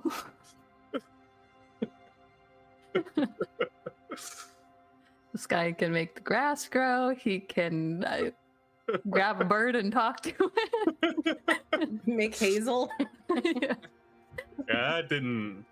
That was first try.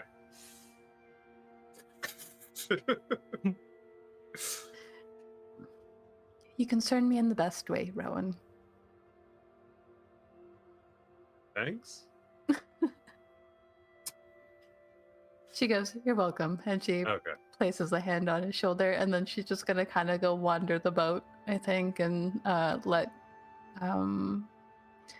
yeah, because if the wind is blowing this way, I think she walks to the other end of the ship and she lets Revkin kind of fly on the wind while still holding on to her shoulder. Yeah, absolutely. Yeah, you see she kind of catches the wind under the wings, and yeah, I mean they're enjoying this experience. All of this feels very much them like flying ought to, as far as you can tell, and they're really caught up in the moment of it. The crew of the ship is very busy, all of them having jobs.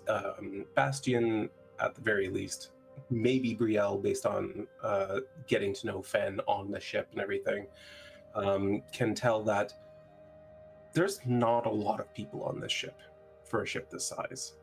And it seems like there is very little rest happening between the people who are on the deck right now. Everyone is constantly moving from one place to another, possibly covering multiple jobs. But the ship continues to move very swiftly with the efforts of Bastion's wind calling. And before too long, or rather, not before too long, but after quite a while, I should say, you start rounding the southern horn. Rowan, with your incredible perceptive skills, you see the city of Kalimber in the distance at the southern end of the continent. And at the same time, you notice that the sun is getting a little low on that western horizon. A second group of men and women comes out from below decks, about the same number as are currently on deck, and they slowly seem to start handing over positions to the new, freshly rested crew, while the fiery young elven woman with her red hair tied up in sort of a loose, messy ponytail, her form-fitting captain's outfit and her fancy hat, she walks up to wherever the four of you are congregated, and she says, "All right, well, we've managed to put an entire room aside for you special VIPs if you want to get some rest. Can't believe we're giving you an entire room and not just 4 hammocks, but that was our orders, so would you like me to show you to your room?" We can share. I can sleep on the ground if someone else wants to stay in there with us. I don't want to take away from your people. We have very specific orders, ma'am. And I don't technically sleep, so there's that. He'll just sit on the end of the bed. Yeah. Okay, great. We're giving up an entire room for nothing. Cool. I think Ren is going to like interject and say, thank you for the room and the space for privacy reasons that we'll likely need on this trip. And she Oh, yeah, that makes sense. kind of takes a step forward. Below deck? Yeah, this way. And she leads you towards the not the stern, but like I can't think of the freaking word for it. You're on the main deck. There is an upper level that leads to the stern. There are doors in that wall that go below deck. That I'd understand that better than if you were using actual fair ship enough. terms. So So yeah, next to the stairs, there's a door that goes below deck, and then from there is a you enter into a storage room, sort of thing, because every inch of a ship is valuable real estate, and so you find yourself in like food storage, barrels of water and wine and stronger things, sacks of grain, barrels and crates full of like cured meats and that sort of thing. Pickled fruits and vegetables, just like all kinds of food stores, and a hatch that she opens up and climbs down a ladder. You find yourself below decks in a very narrow corridor that leads to many small rooms, and she walks almost all the way towards the bow of the ship and opens up one door, and you see 4 very small cots very close together in a very tight room. One sort of, it might be generous to call it a dresser, more like a side table with a few drawers in it, and an oil lamp that is affixed to the wall. Well, there you go, your own private personal palace. trust me, I think you won't want these. And she like scritches her wyvern, running amok around any sleeping crew. You're right. I'm sorry. I'm a bit prickly. It's I did have to remove a couple of my officers from this room for you all.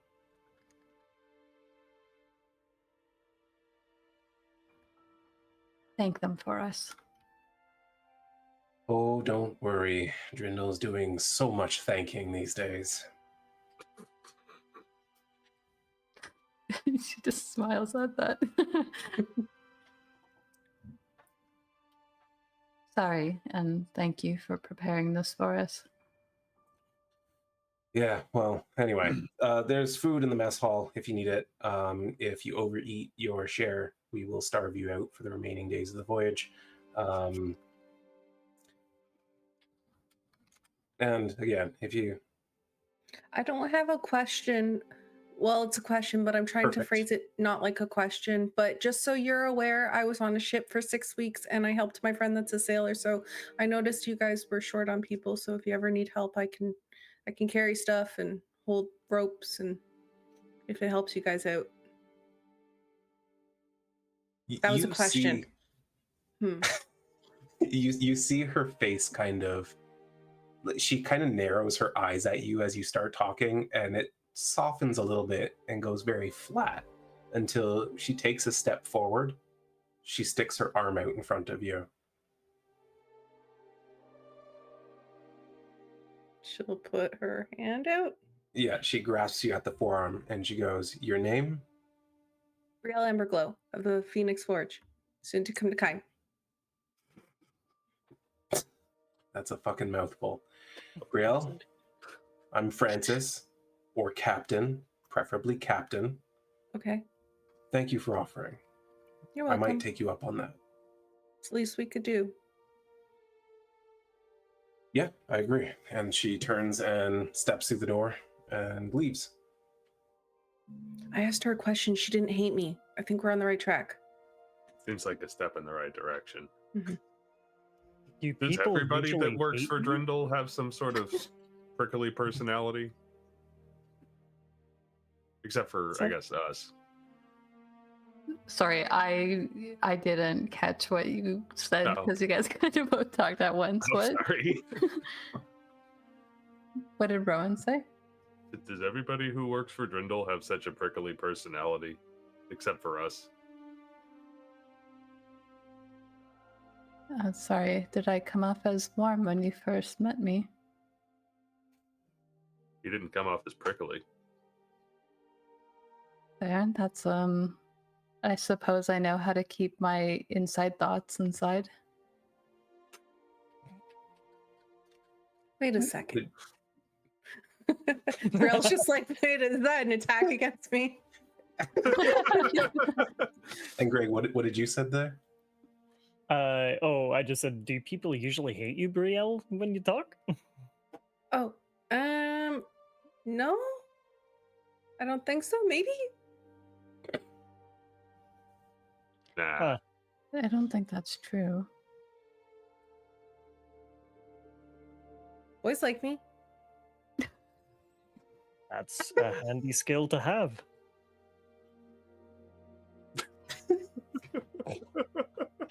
I'm happy for you. Thanks. I think Ren is going to start. She claims the bed by putting some of her stuff on it, takes her shawl off, puts it down, lets Ravkin kind of curl up on it as well.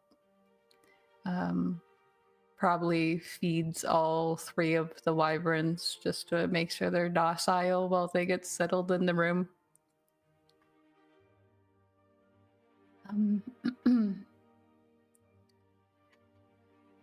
Anyone else have anything specific they want to do, or should we move on to a long rest? Will have put on his heavy plate armor as he got onto the ship.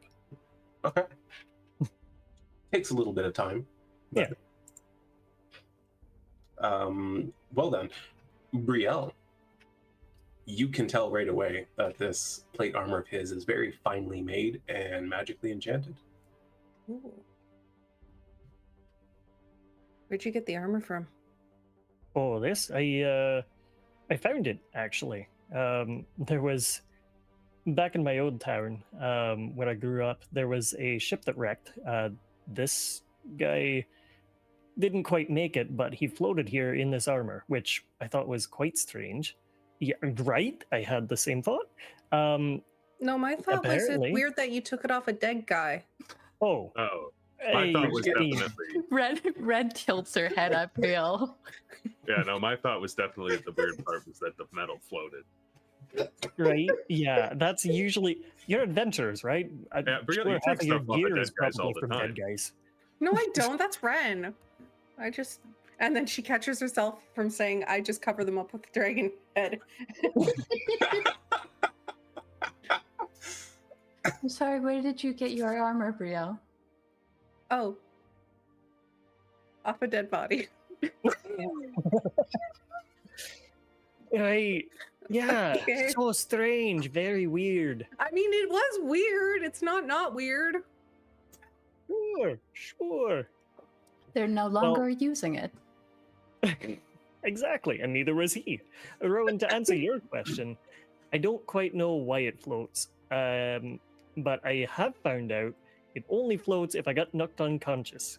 That That sounds was like an magic. awkward thing to find out. It's definitely magical. Rail's like walking around you, like looking at it. Got like a wave, storm, like tempest kind of motif etched into the armor.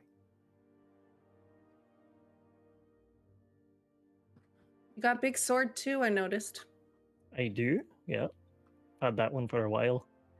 It's nothing special. Just a big sword.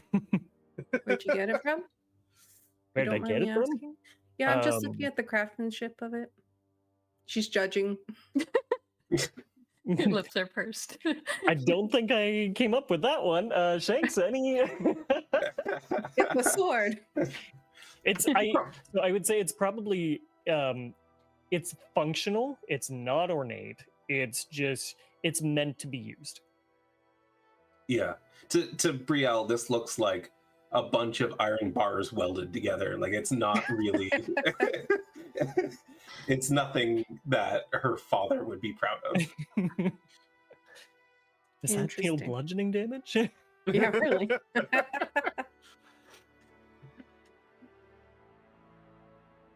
It'll get the job done. As before. I also can cast a few spells. Yeah, that'll be handy. Except with the kaboom thing. That might not be handy. A boom thing. What? Don't worry about it.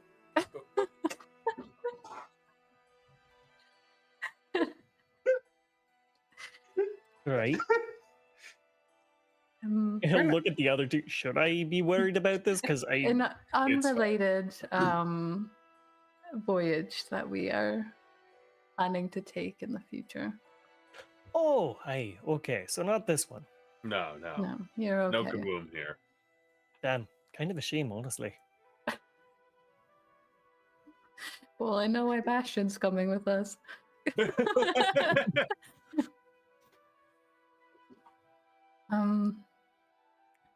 Have you done a lot of successful navigating? You seemed like perhaps you've been out of work longer than the other people in town. Oh, it's not quite that. I just always like to be on a ship. It's more natural to me. It feels very strange getting my land legs back. Don't quite like it. Much prefer when things are moving beneath me. But I've navigated plenty through some storms. Usually made it through. Well, you're still here, so that's a good sign. Hey, I'd say so. Makes me feel more confident, I suppose, that you feel a little bit more comfortable out here than on the shore. So, now, if you don't mind, it's been an exhausting week and an eventful day so far. She's just going to like kind of, she like kind of backs away and just does like her own introverting over there on the bed. Pulls out In his the corner of phone, this room starts where you're playing. touching Yeah. 3 other people at the same Yeah. time. She's just like closed off at the moment. Yeah.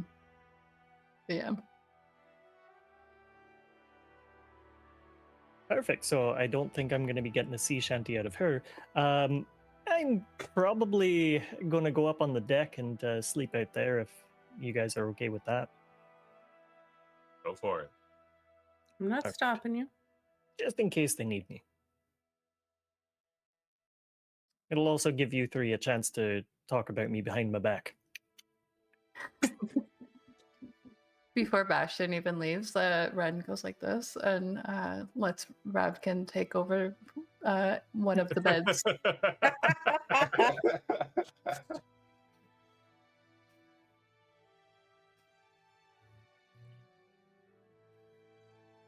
to Alright. bed. Yeah. Well, Bastion, you head out to the deck and you find that things are moving along nicely. The stars above are easily visible, and even if they couldn't see the coastline from where they are, which they can, they would have no problem navigating based on what's visible overhead. And around the southwestern edge of the continent, you're finding it's a little less choppy and much more symptomatic of like getting a nice rest in. The rest of you, the small den of a room is cozy enough. The beds are functional at best. You also have opportunity to talk behind Bastion's back if you so choose. I think when Bastion leaves, though, she does the mental connection thing with everybody, and she's like, well, I guess he doesn't know that I don't need him to leave to talk behind his back. I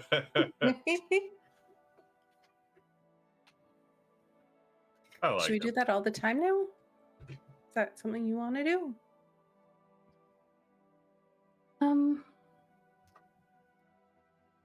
We've been getting wrapped up in a lot of things that seem very dangerous for the general public to know. And she just kind of like shrugs. Though I suppose I may be worn down by him in the future, the way I have been with others. She just kind of makes sure she's not looking at Brielle when she said that.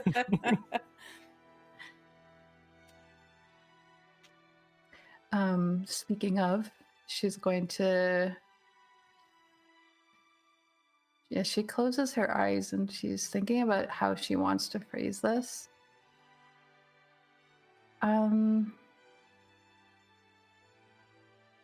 We may be able to follow up on the money that Drindle had offered for the Swindels. I have a lead on that, assuming we don't get shipwrecked like other people on this journey. And I suppose I would, though I want to do something on my own, I would appreciate your help. You guys have offered it. Rowan's gonna look at Ren and think, does your lead have red hair and expensive taste in wine? How much did she tell you? She made me promise that I would go with you to face the Swindels, which I promised anyway, but she said she would have made me promise if I didn't do that. She told me that you used that ring to help her get out from under their thumb and out from under the thumb of the eye, and you did her sounds like you did her a real solid.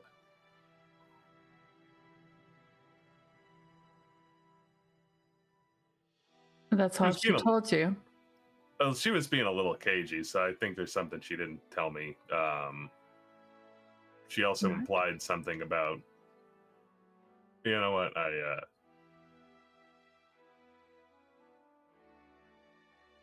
she seems to think that, I don't know. She seemed to think that maybe you had some sort of reason to stay around town. Well, she has a shop. She's gonna look at Brielle. There are some roots that I'm settling into here, yes. Like to see those grow into something firmer. Well, if it's healthy roots you want to know about.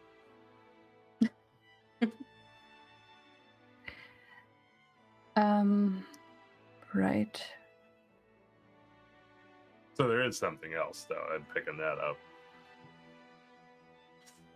You don't have to tell us if you're uncomfortable. Just You don't. yeah, you I can think wait till it's- later.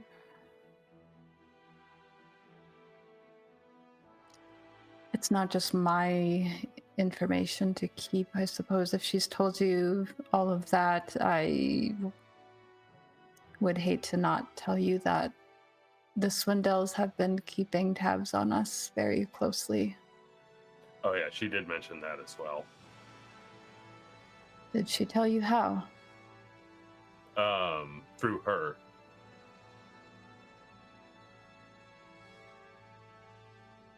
And she says she doesn't have to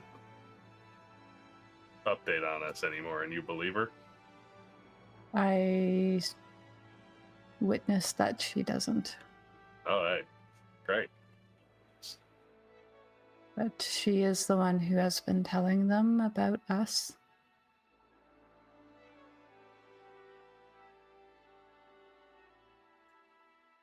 She kind of looks like apologetic towards Brielle because she kind of slept on this information for like more than a week. I didn't want you all to hate her, and I didn't know how much I could tell, but if she felt comfortable telling Rowan, I don't see why Brielle can't know. Thanks for letting me know. I like Nadia, so I never didn't trust her. Well, I didn't, actually. Oh. Yeah, I could tell she felt real bad about having to do that. Yes. Hey, and she made it up to me, I guess. Look at this fancy thing. I'm gonna pull out the scrying mirror. From your pocket? David, do you want to describe it to them? Because I know you picked out something very nice. So Yeah, it's like a smallish, kind of about this big mirror that looks like it's designed to sit on top of a table rather than be a handheld mirror. It's a polished silver plate set in a thin frame of like meteoric iron with that cross hatching on it with a few details of some oblong cut moonstone set into it at various locations. That's so cool. She made up for betraying your trust and privacy with a mirror. Well, yeah, but when you say it like that, it doesn't sound so. This will let me scry on stuff. Oh, I see. That will come in handy, I'm sure. Yeah, and she didn't charge me for it. She said she was going to, but she was in a good mood, so. I think I might have to pay her if we don't take down the Swindells, though. She kind of implied that, so. How many of them do we have to take down? There's a lot of them, I'm sure. Is there a Probably- time limit? And probably just like the ones that are in charge. Okay, so Friedrich and Yeah. the jerk that did that.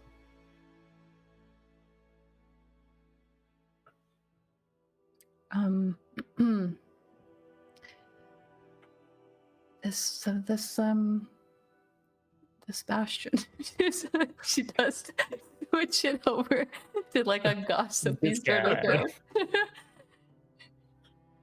thing. Did anyone else find it a little bit odd that Drindle entrusted him with this, but Bastion's never met him?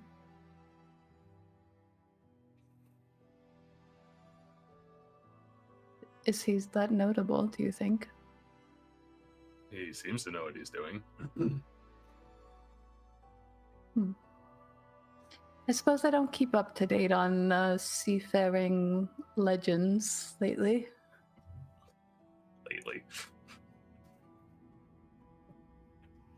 I don't think even Fenn's mentioned this guy. He doesn't seem like he'd be that big of a legend.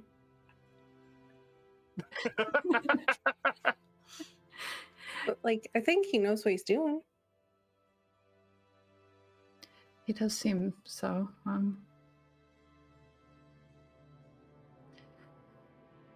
Right, well, before I'm at risk of opening up myself up to another random friendship, I'm going to go to sleep. And this time out loud, she says, "Night, Brielle. Night, Rowan." Good night. Love you, Ren. Silence. Rowan, do you think this guy sleeps on the edge of the bed like you do too? No. Oh. I don't I think they figured have it any was- beds above deck. Oh. That's true. Night. Night. And I will sit there for some time before going above deck. I got to take a look at these stars when it's the darkest part of night. Yeah, absolutely. Are you like trancing now and then going into the? Yeah, Yeah. I gotta prepare my spells. Yeah, absolutely. Well, you all get a decent rest, Rowan, when you return above deck. It is very dark. You can see pretty much nothing but stars and 2 of the 3 moons in the sky. This is fantastic. Interestingly, the moons are almost as far southwest as you can get and as far northeast as you can get at the moment, which is a notable sign for the followers of Arendor as a moment of great change.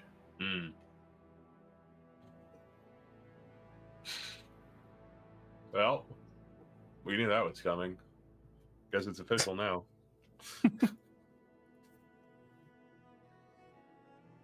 But you're able to take in the starlight and reflect on things, and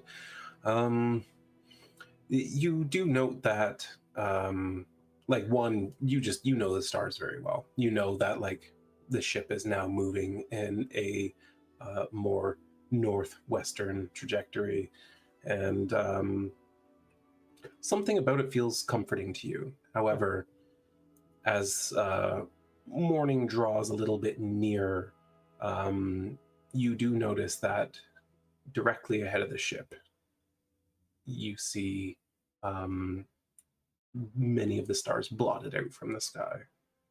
And then slowly, as twilight seeps in and dawn approaches, you can see this great, massive mantle of a storm. Oh, there it is.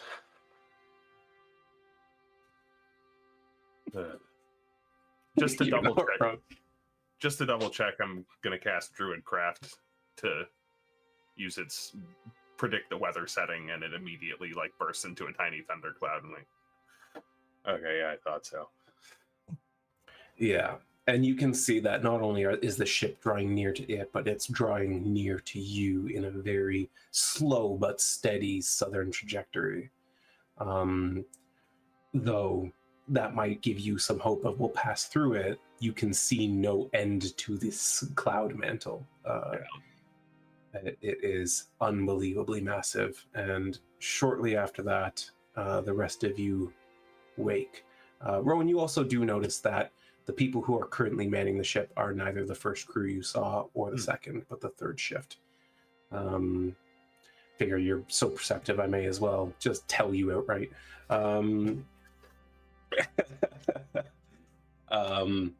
But soon after, everyone is awake and ready for the day, and the first shift is once again appearing on the deck and slowly making their checks before they take over duties. Bastion, as you rise from whatever corner of the deck you've been sleeping in. Right up at the front again. Fair enough. I think maybe it's probably the feeling more than anything that wakes you. You feel that slick over your skin, that sharpness to the breeze as it passes by, that slight change to the humidity. You know the storm is coming. You can feel it in your blood.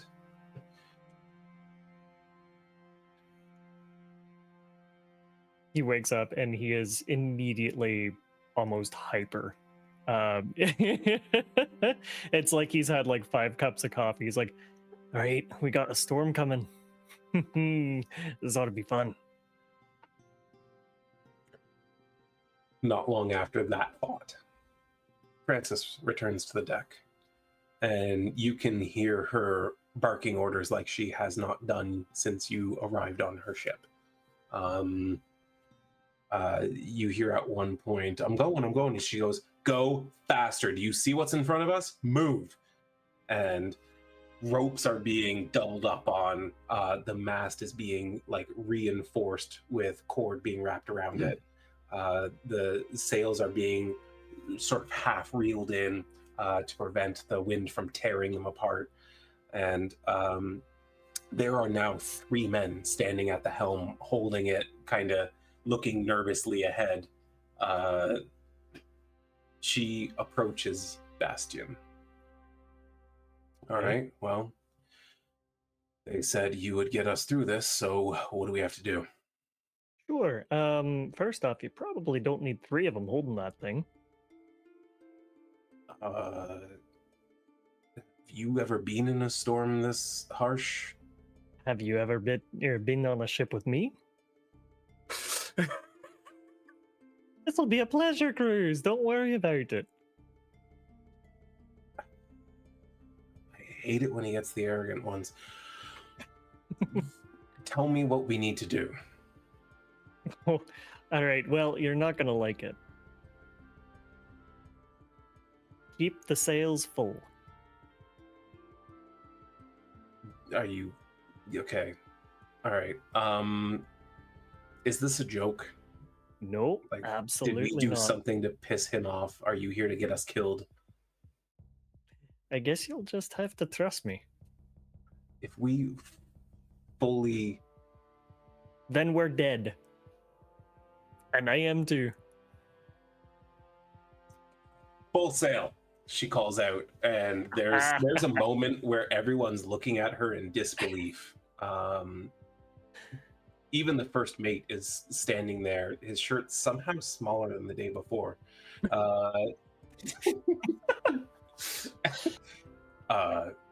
Cap, the mast will snap. There's no way. You heard me. Full sail. All right, well, Arendor, take us all. Full sail, man. Full sail. He walks back, and you can see that everyone's basically now looking like they're attending a funeral as they fully let out the sails. She goes to the helm and takes over as the 3 men walk away from it looking very confused. And everyone seems to be sort of taking care of business and then holding on to something. Only a few minutes go by before the winds start to hit. And at first it's in your face, and a second later at your back. And then a moment after that, a wave hits the ship that turns everyone almost 90 degrees on their side. Bastion, what are you doing this moment? Yeah, is there a crow's nest on the ship? There is. That's where he's gonna go. Insane. The lightning, baby! And you're doing this long before metal object. you're doing this without interfering with anything. I would like an athletics check, please. All right. Yeah. He goes off the ship right before the storm. Yeah, it just launches him like 300 feet like a catapult. 16 will get you up there. You start climbing, and you get about 3/4 of the way up when another wave hits the ship, and you are completely horizontal for a moment as you're holding on to this. The one of the rungs your hand is on just twists until it's like completely ungrabbable. Your fingers jammed between it and the mast. But as the ship slowly rights itself, you pull your fingers free and you continue your climb. And as you get up into the crow's nest, you can see the swirl of cloud and lightning before you. You can feel the wind almost lifting you off the crow's nest. And you feel something you haven't felt in a long time. You thought maybe this might be a hurricane, or maybe it's the churn, but it's neither of those. There's something else in the deep causing this. There is an anger and a wrath being afflicted on the weather here from something great and powerful beneath the waves. Something that once nearly took your life, if not for an old friend. But all the same, you know the storm better than anyone. What would you like to do? You're gonna... It's weird. He's very much so up in the crow's nest, but you guys hear his voice coming through very, very clearly as he starts singing a sea shanty that he wrote called The Captain's Last Stand. And it carries very, very well on the wind. It's almost like it's angled towards your ears. There's about a 20-foot radius that opens up around him, and that area is completely free of rain, so all of the sailors have very good footing. It's not slippery or anything like that, except for the crow's nest. He lets the rain just hit him full force, and he's just singing, and that's his way of kind of cajoling the storm and cajoling the winds to push them along rather than overturn them. Amazing. You can all hear and see this happening as this like deluge of rain is hitting him and only him within this area. However, his voice carries, and you can see right near the helm one of the deckhands just going, "Captain, we're fucked." As another gust of wind hits the sails, nearly tearing the mast apart, and the whole ship coming off of a wave 30-40 feet in the air until once again a spray comes up. Everyone on the deck is soaked by it, and you can hear Francis Bastion from the helm going, "What do we do?" Hang on.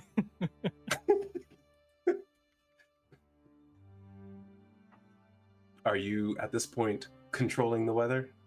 Yes. The wind fills the sails up to full, and no more than that.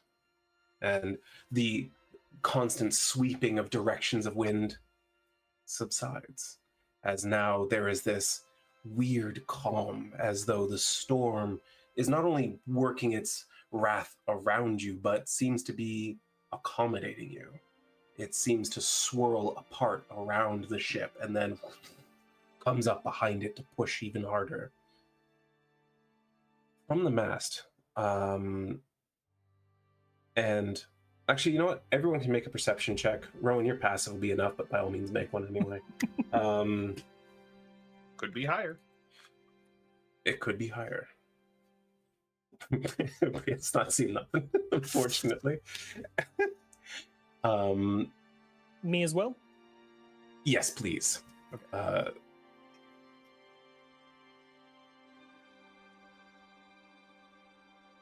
All right. So, yeah, Rowan, Ren, and Bastion. Well, Rowan and Ren, you're on the deck, and you can see these shapes out there in the storm around you. Vaguely humanoid, though longer and sort of hovering in place. They seem to be part of the storm in a way, and maybe not. It's strange. However, you can see them sort of just moving with the wind, shifting in place, twirling at times, lightning passing through them and changing trajectory suddenly.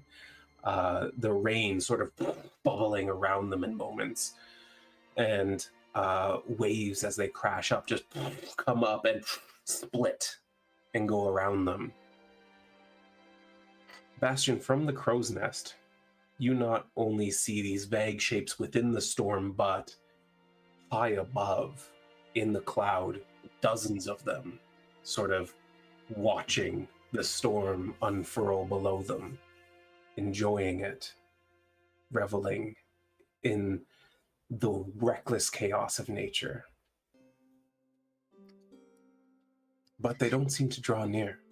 They observe. The ones in the water look like they're coming towards us. No, they just hover just above the surface of the water, much like the ones above the cloud. And they just seem to be... There's no visible face, and there's no real discernible features, just a vaguely humanoid shape of wind and rain and cloud that seems to watch as your ship sails by. Do I Ren, notice them?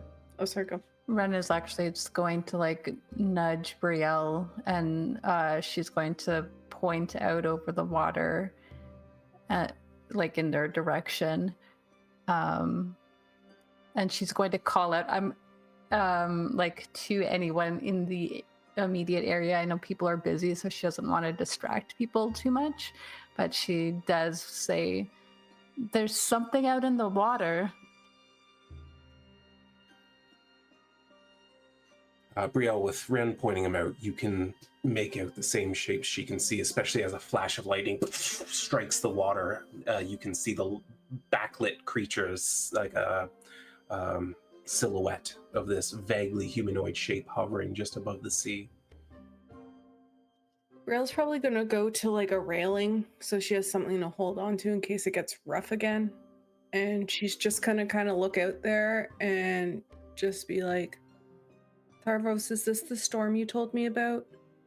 And she's not trying to reach out to him, but she's just like, you know what I mean? Like, is this a metaphorical storm you're giving me or a physical? I don't know. But I guess she's just going to kind of wait there.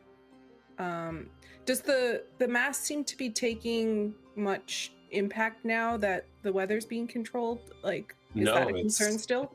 It seems everything, all the creaking and the whipping noises of the wind and everything seems to have subsided. The ship is just traveling at that same fast pace when he took over before. I think she's just gonna keep an eye out on these humanoids, but try and be at the front of the ship in case they come. She can try and block everyone else. Absolutely. The ship continues on for another hour, two. The storm yielding none except for this narrow space around the ship. Seems to just float like a leaf on the wind as it traverses this unimaginable ire of nature.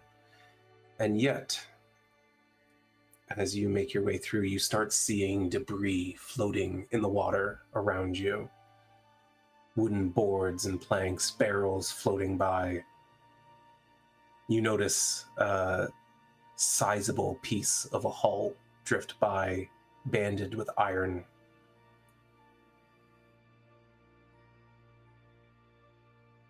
Short time goes by, and all at once, the water beneath the ship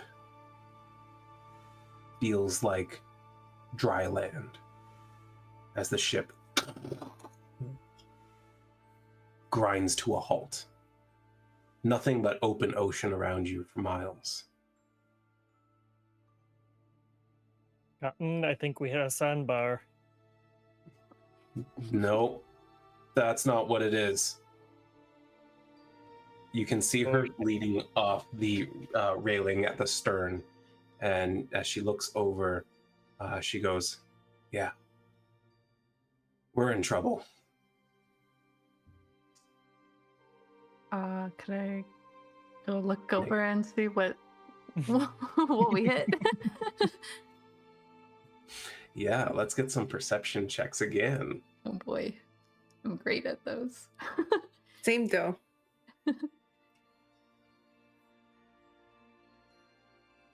All right. All right. Well, I'm sorry, Brielle, but it's everyone but you again. Yeah. It's okay, I'll nudge you again. She's really panicked about this storm. You look out over and you see something unusual happening with the water beneath the ship. Some sort of magic forcing the water to harden beneath it, holding it in place, blocking it from traveling any further. And Bastion, surprisingly, not Rowan, is the only one who sees Wow. different humanoid shapes in the water, swimming towards the ship rapidly. Creatures that he's heard of in legend, but never seen in person. Fish-like men who approach, and from what you know of the tales, they seek flesh. Can I make a guess? Go ahead. Everybody arm yourselves, we got Sahuagin coming. You sure do. Everyone roll initiative. Woo! Oh boy. I rolled Whoa. above a 5 and I won. Wait, we got 3 nat 20s? And Ren's here. Why did you guys do 3 nat 20s? That's crazy. Triple nat 20 on this one. Oh man. Wow, I did not get the memo on that. Let's share this map. And despite you're not- rolling half of what, like, despite rolling a 5, you weren't that far behind us.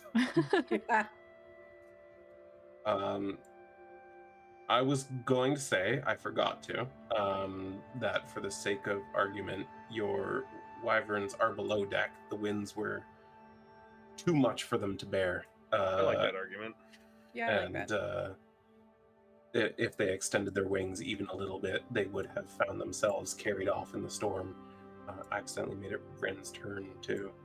So I'm going to take them out of the combat tracker so I don't have to worry about them for now.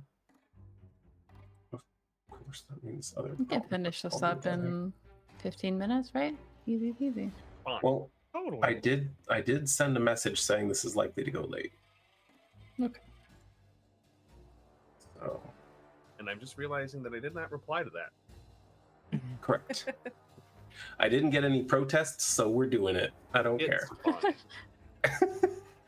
Fine. Yeah.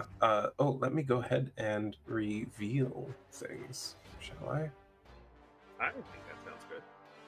What's that? I like that. Revealing things. Yeah, I like.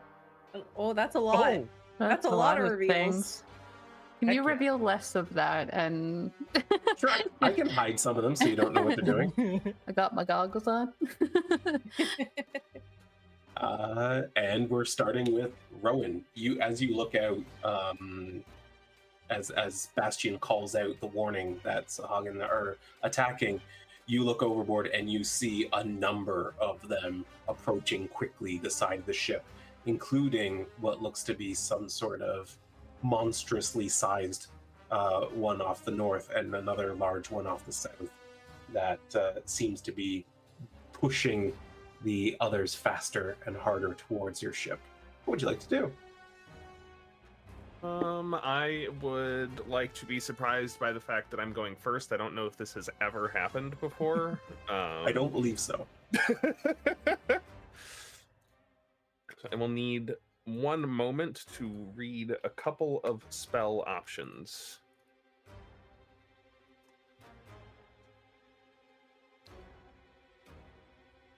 All right, and it's worth noting that the on the lower deck, the side of the ship is about 20 feet above the surface of the water, and on the upper deck it's about 30. Okay. Good to know. I would like to conjure this storm to my aid, and I'll use wild shape to enter the starry form of the dragon as some points of light light up across me, taking the form of a constellation. And I would like to give them a little bit of difficulty in getting to the ship, and I would like to cast Conjure Elemental. Yeah, I would like to conjure a water elemental. All right. I was not prepared for that. Oops.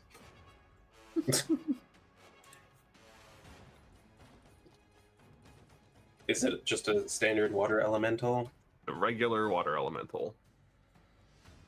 All right, and friendly, and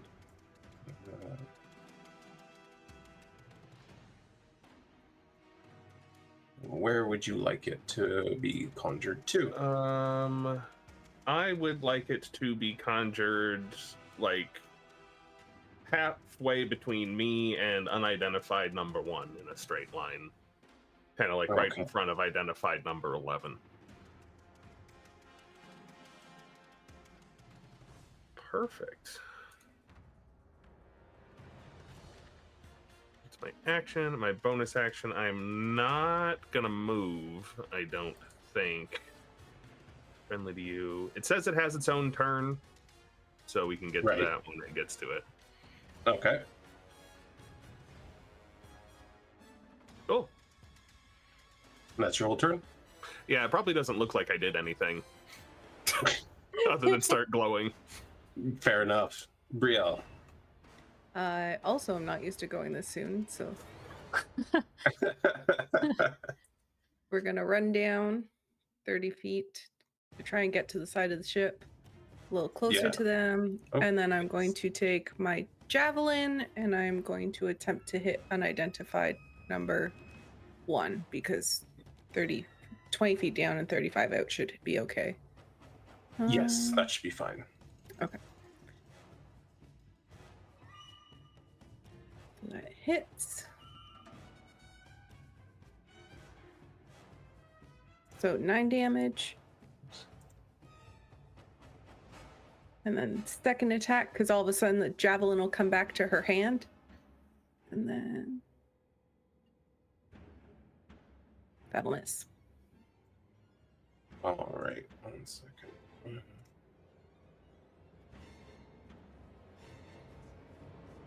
All right, so yeah, you throw your javelin. You need me to drag that 9 onto it? Yep. And then as a bonus action, she's gonna hit her hill ruin. So she resists bludgeoning, piercing, slashing damage. It starts to glow on the handle of her axe. Absolutely. As this javelin streaks through the air, you see it pierce the shoulder of this Sahuagin. It just bats it away, and as it flies through the air, dance back to your hand. It seems completely unfazed by the attack. End of turn? Yep. Bastion, you are way up in the crow's nest. Yeah, that's okay. Safer there. I am going to cast Call Lightning at 5th level. Oh, shit. Jeez. All right. And because there's actually a storm happening, that also increases the damage. Yeah. So it's going to be a 60-foot radius. From you. From... No, a point within range that I can see above myself. So within 120 feet. Right. Okay. Here. I don't know how to. Okay, here we go. That's good. Yeah. Wow. Okay. Yep. So I'm going to target Sahuagin number 2. Yep. Yeah. You got him targeted there. You see him kind of moving through the water, like a freaking speedboat, speaking in this fishy Sahuagin language, urging them all forward. As suddenly, a bolt of lightning. Roll a All saving right, let's throw. see if I do this right. That is a fail. All right. Hot Wow. damn. Easy Jeez. 40 damage. Yeah, a little bit more than the javelin. You see, Just a little. Just a little. as these clouds kind of form up and do your bidding, they grow dense with electrical energy, and all at once, this outburst strikes down in the water. You can see the creature sizzling black with the force of the electrical damage, and the streaks of electrical charge moving out from around him in the water. Is that He's your just turn? cackling. Yeah, that's his turn. Hot damn, that was a big one. All right. Well, Sahuagin 11, undeterred, tries to move around this water elemental that it doesn't understand where it came from or what it's doing. I suppose it would get... Do they have a melee weapon attack? The water elemental, they have a melee Yeah. attack. Yeah, their slam is considered a melee weapon attack. Cool. Well, it's going to get to do that against the Sahuagin as it... Oh, that's Heck not yeah. 20. All right. We'll do 15 minutes. That's all we need. This Sahuagin sees the water rile up around it and just kind of swims around and jumps onto the ship and starts climbing up, as suddenly the water rises up to do Rowan's bidding, and just this stream of water just smears it against the side of the ship until it just rubs it all the way along and off into the water. You see a flattened Sahuagin corpse floating around. That was my first enemy turn. And now it's the water elemental's turn. That's great. Do that again. I would like to direct it to occupy Sahuagin Baron number 1 with.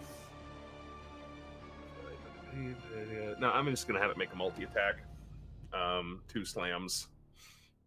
All right, it moves into that space to deal with him, and it's 2 slams. Yep. All right, well, here we go. There's been a lot of nat 20s already, so oh, that's a nat 1. There are other numbers.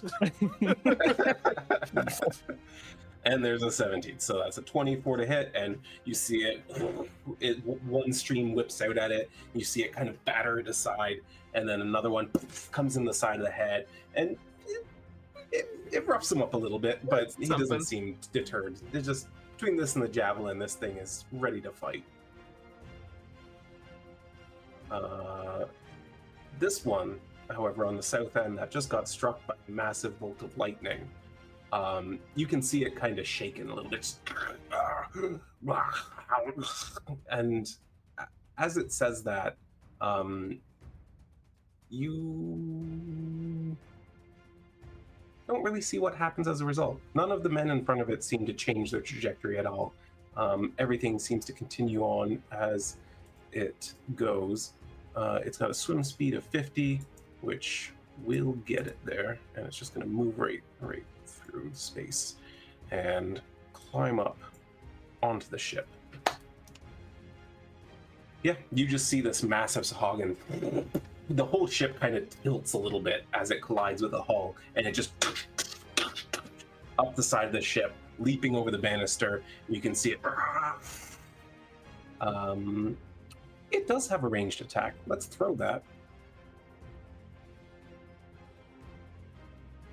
It only has the one trident from what I can see, but Rowan, you are the closest one without being like 45 feet in the air.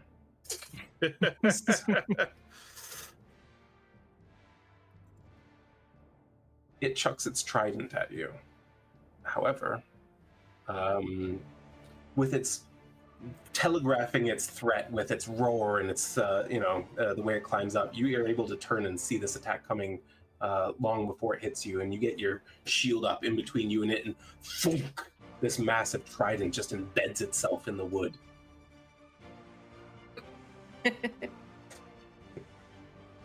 But that's its trident, so Sahuagin 5 climbs up and over, and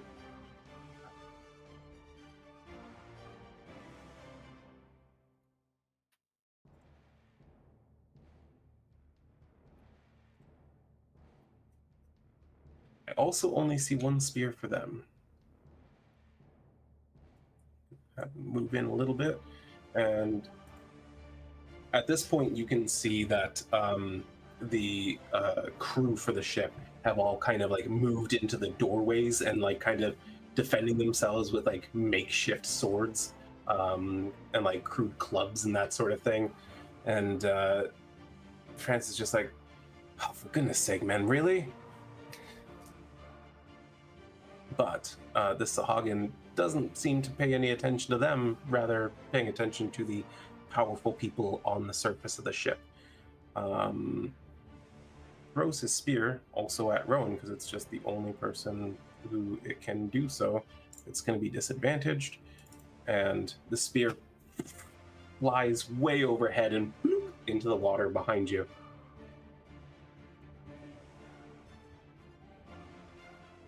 I feel like we're just gonna, this is gonna be a replay of everything that just happened. Literally, there's no way this is going well for him. Nope. Another one.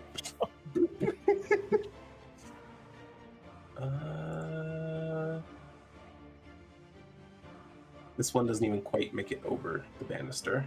And then it's Ren's turn. All right.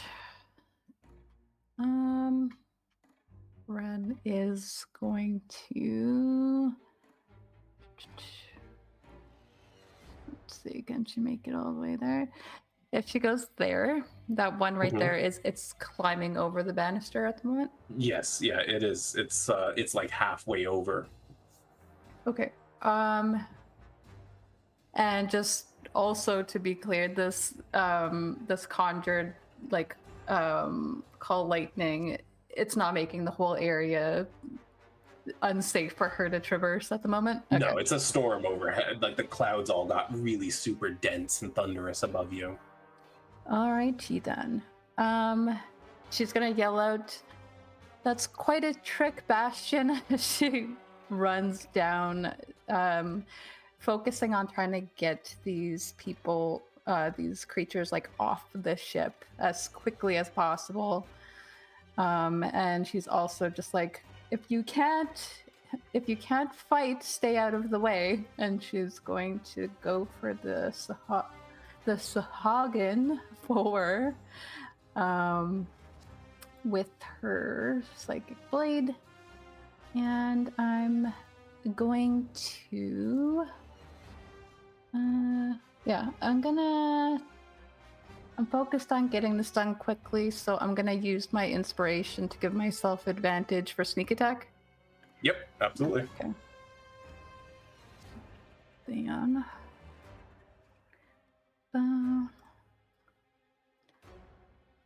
and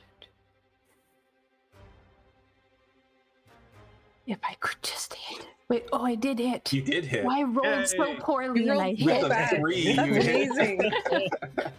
That's depressing. All right, sneak attack on myself, and then damage. Yeah. Didn't quite get it, but still. she quickly comes running up. She's like shouting all of these things at everyone, and then she just quickly like drives a dagger that immediately disappears as she lets go, and then she kind of summons the other one to her other hand, ready for her next turn. But that'll be the end of her turn. And yeah, you see as this blade streaks across the Sahuagin's face, its eye just pops out as it like reels back from this severe, shuddering nervous damage, but it just holds on just barely, and it's like trying to raise its spear to strike back at you. And so we move on to Sahuagin 10, who manages to get all the way up the ship. And, I mean, Rowan's right there. I don't know what to tell you. Brielle's right there, too.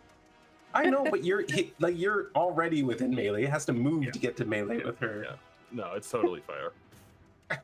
I would also attack me in this situation.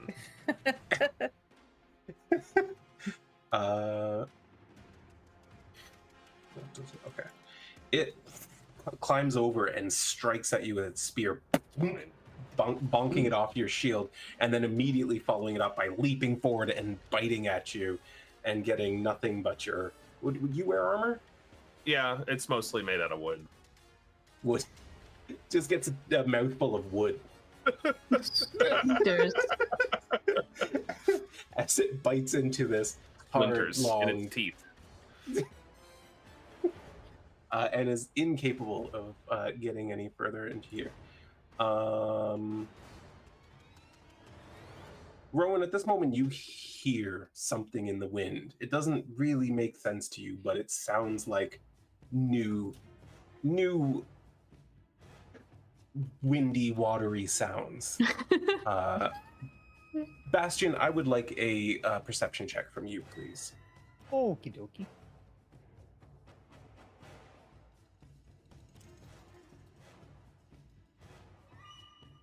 That's not going to do it. From up there, everything seems to be going great. Can anybody else hear the wind talking?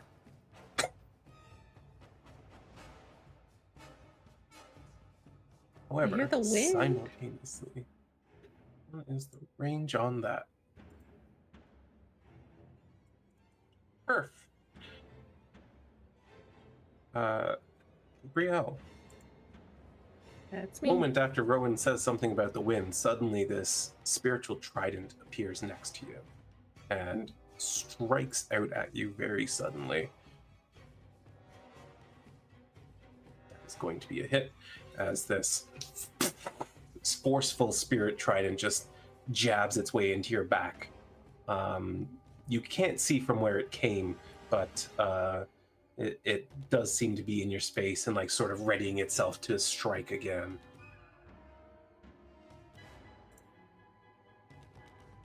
Three also makes its way up and over, and seeing Ren right there attacking one of its allies, throws its spear at her.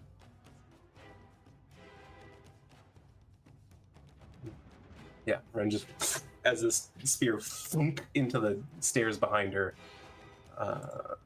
There's a lot of these guys. You guys are gonna have to whittle these down pretty soon. This is getting tiring. I have an idea. Another one climbs up and over and just starts making its way across the ship.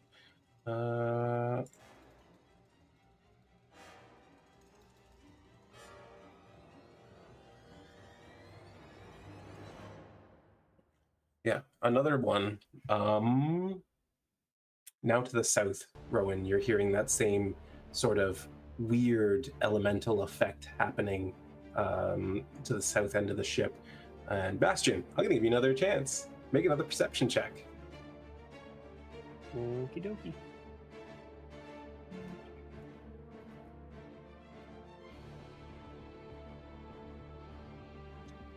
That will do it. So you speak primordial. I do. You hear what can only be considered some sort of ritualistic, long-form spell incantation happening in the seas around you. It's hard to pinpoint exactly where it's coming from. And to the untrained ear, it would sound like wind and water, but to you, you understand the language of the elements, and some sort of long-form casting is taking place around this ship. Let me at him. He'll yell that out, just to keep an eye out for if anybody's chanting or anything like that. Yeah, absolutely. Yeah, you're able to call that out. They're summoning weapons from what I can see. Well, I can't see it, but it hit me.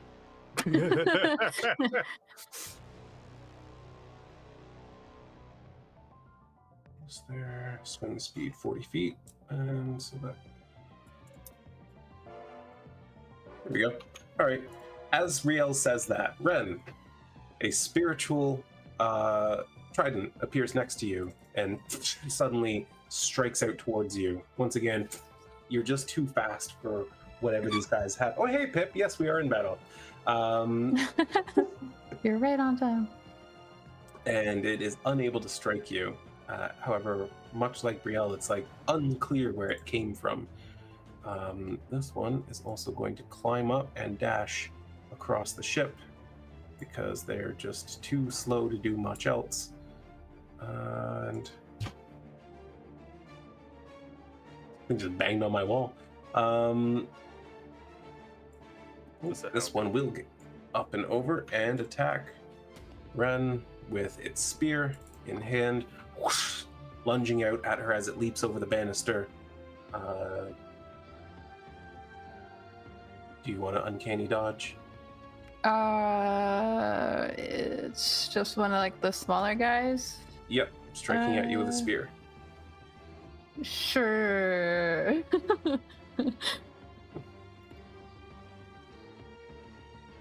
Yeah, it strikes at you very suddenly, but as you roll with the attack, it becomes more of a cut than a puncture wound. However, immediately after that, it leaps at you with its mouth, and you just kind of roll it off of your body very quickly as it falls to the deck and then gets up. And, What are these things? The Sahuagin Baron initially tries to move through the water elemental, finding it difficult to do so, and it begins moving around it and then very quickly turns and strikes at it with full force. It's going to be this attack. That's a hit.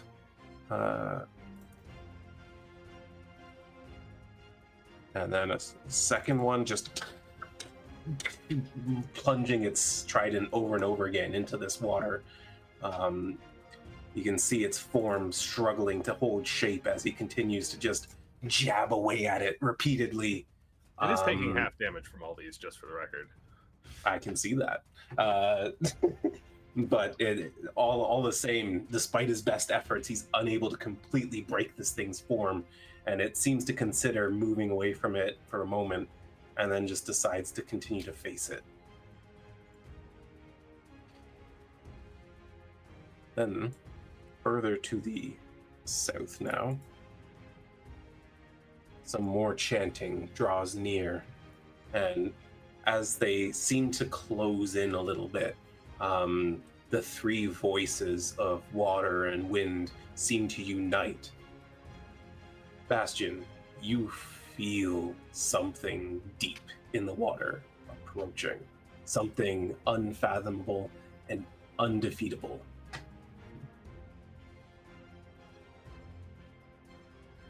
Just so you know. Sahuagin Love that. continues to make his way up and also only makes it about halfway over the banister, while this one easily leaps up and over and attacks Brielle with its spear. That's a natural one. However, as she just bats it away without looking, it leaps on her back and takes a big bite out of the back of her neck. Rude. And that brings us back to the top of the round, Rowan.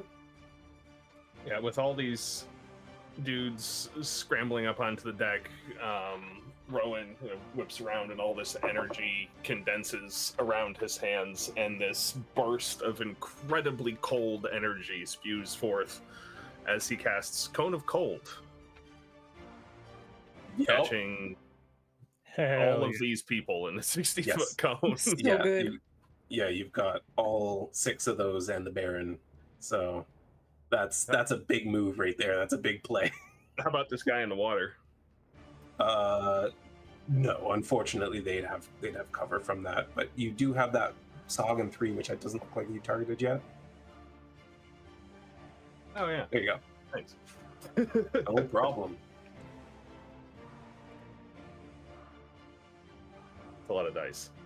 That's a lot of dice. I'm not going to go through it all. Some of them fail and some of them pass as this massive wave of cold energy hits them all. Go ahead and roll your damage. Holy shit. Yeah. Much damage? 28? Okay. 28. That's big.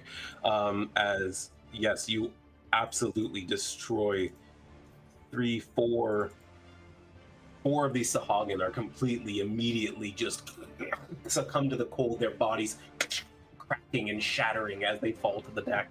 The other 2 managing to hold on, and the Baron kind of resisting it as best he can and locking eyes with you as it So now straightens I'm up. the problem. Yeah.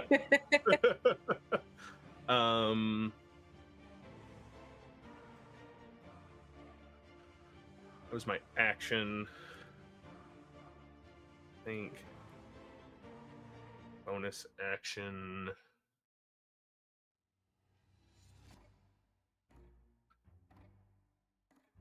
Oop.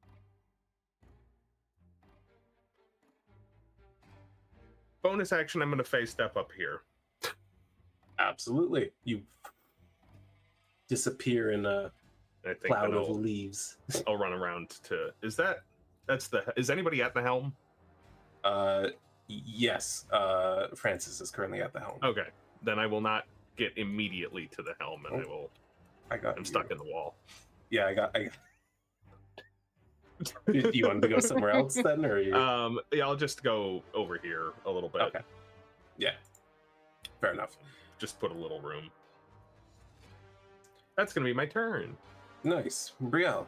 It's back to you. Yay, I'm going to try and hit Sahuagin number 1 with my axe. Go for it.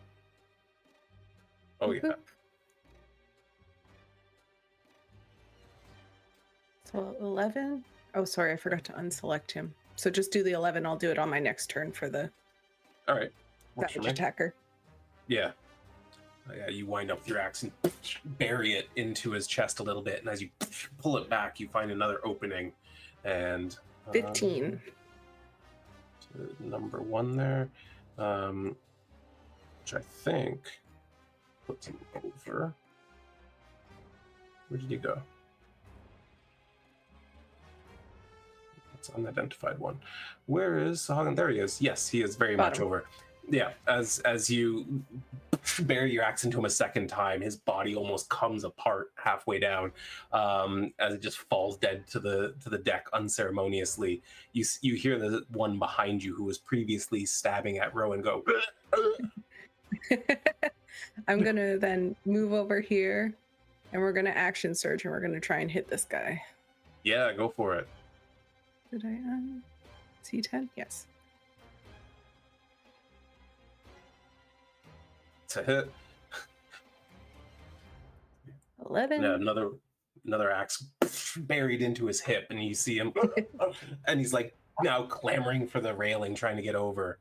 And I'm gonna just try and bury it in his back. Yeah, Get him, Brielle. absolutely.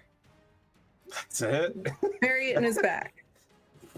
Yeah, you pin him to the railing for a second, and the body twitches violently, and then you pull your axe free, and it just goes limp. You're able to just kind of lift And it then I'm over the gonna side. move another 10 feet just to try and square up with this Baron a little more, and that's my turn. Yeah, absolutely. And you see as you approach that it seems to be locked into this battle with one of the waves of the sea for some So reason. weird. Bastion, we're back to you. Okay. You're gonna have to help me with this one because I don't know for Pythagorean theorem how this is gonna work. He's gonna Okay. he's gonna jump off of the crow's nest, Okay. but midair going to misty step to the ground. To the ground? Yeah, Like what ground? like the base of the ship, like right where the mast is. Rather than climbing down, he's gonna misty step down. But I think he Alright. said it was 45 feet, so he might still take some damage. Yeah. Roll me an acrobatics check. Okay.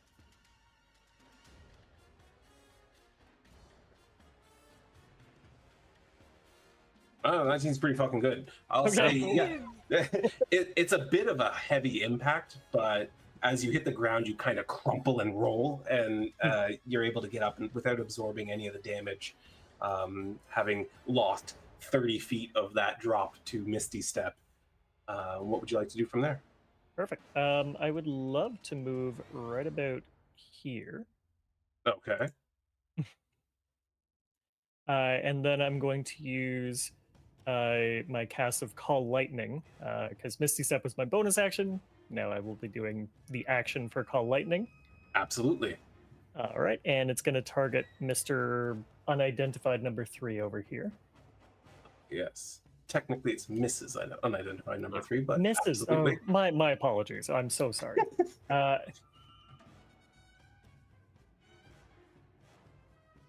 That's a they big fail. fail. Let's roll your massive, insane damage with lightning right now. Yep, There's some that's what I thought was going to Damn it. happen.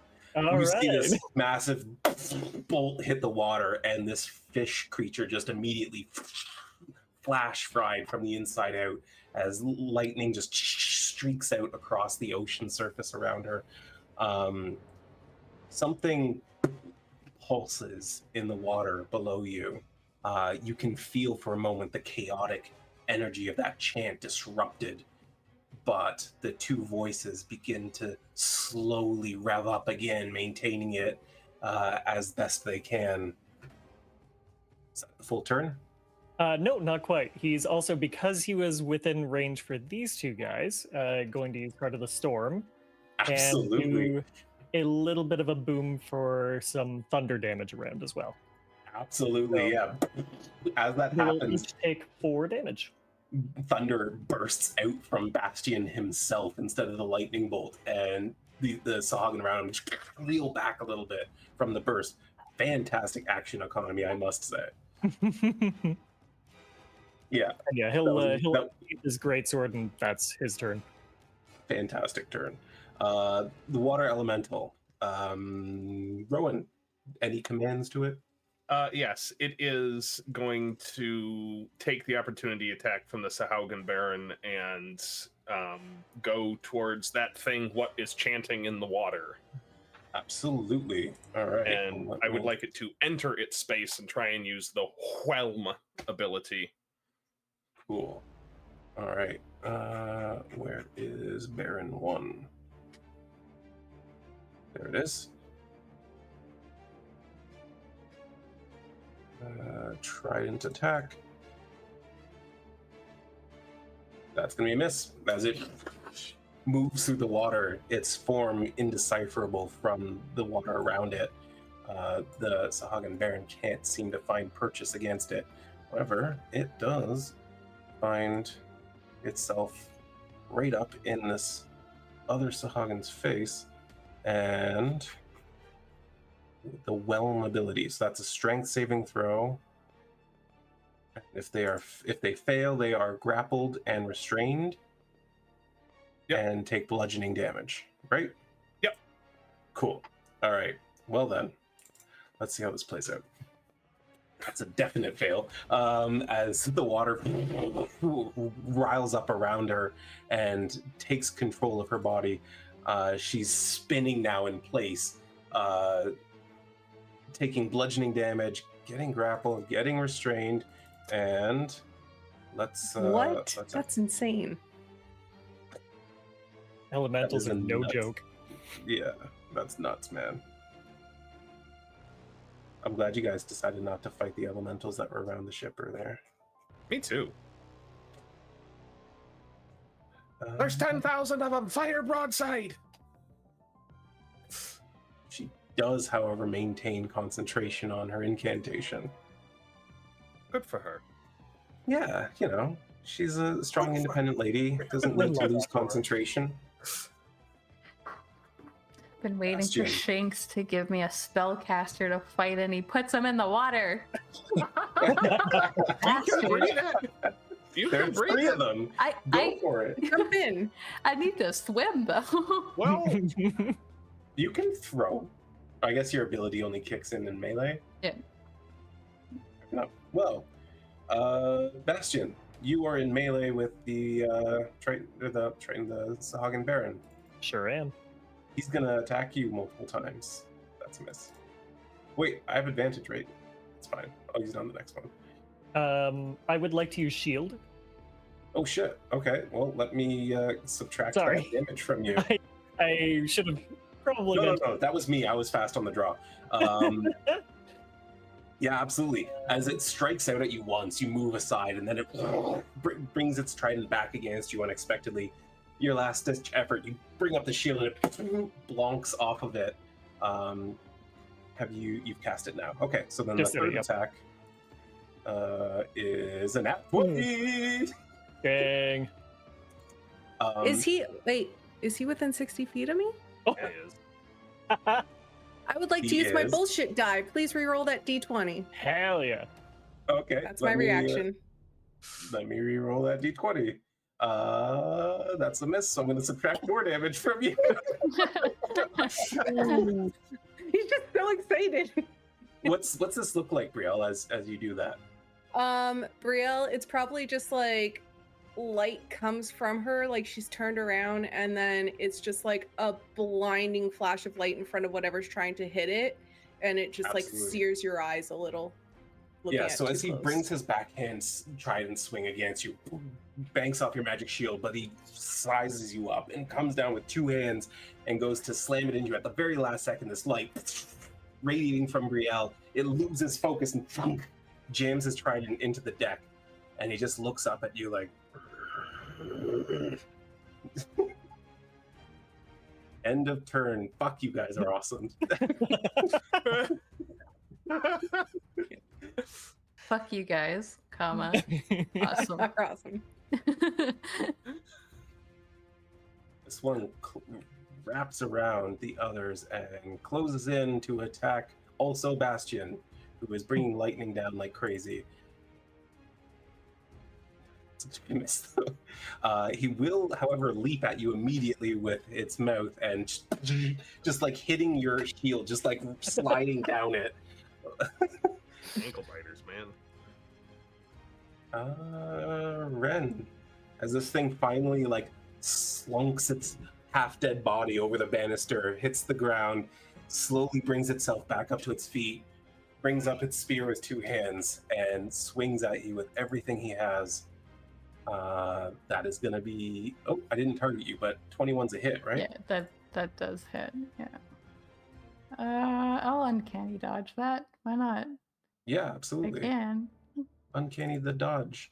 As it cuts down as hard as it can, you move away at the last second, but it still digs it right in the back of your calf. And then it tries to leap on your back with a nat 20.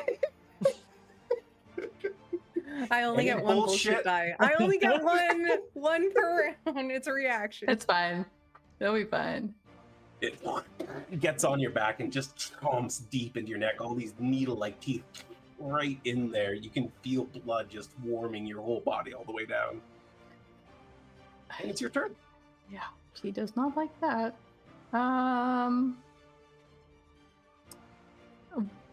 It was the one. It was the one that she already fought that did that, right? Yeah, the one that's Okay. almost Then dead. she's going to try to finish it off very quickly. Just trying to like stab it behind it as like kind of chewing on her. Yeah, absolutely. Yeah, you just as it's chewing on your neck. Okay. Who knew they were wizards, right? They're all necromancers. Wow. Wow. Wow. Yeah, you immediately get your blade up into it, and it just and convulses for a second before hitting the deck. And yeah, she does that with the one that she summoned, stabs it in the back, and then realizes there's one behind her, and she's gonna take like a backswing at it as she gets her other blade out back into her hand. Absolutely. And that one I'm going to again abuse the inspiration given to me by chat. Nice, nice. It's a good use for it. I Good to know. didn't do the thing. Roll it again. It's fine. Still not in that 20, but go ahead and roll your sneak attack damage. Cool.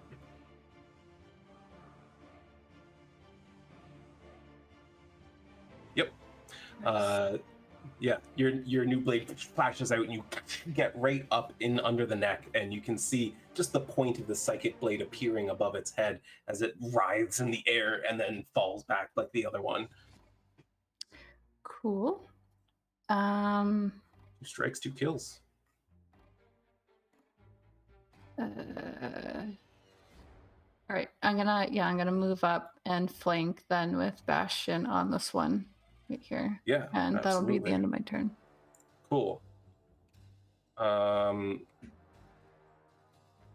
There is a tremble in the air as this last remaining priestess tries to hold on to this incantation. You can see it struggling. It's facing an enemy it doesn't fully understand before it. And as it draws back, Bastion,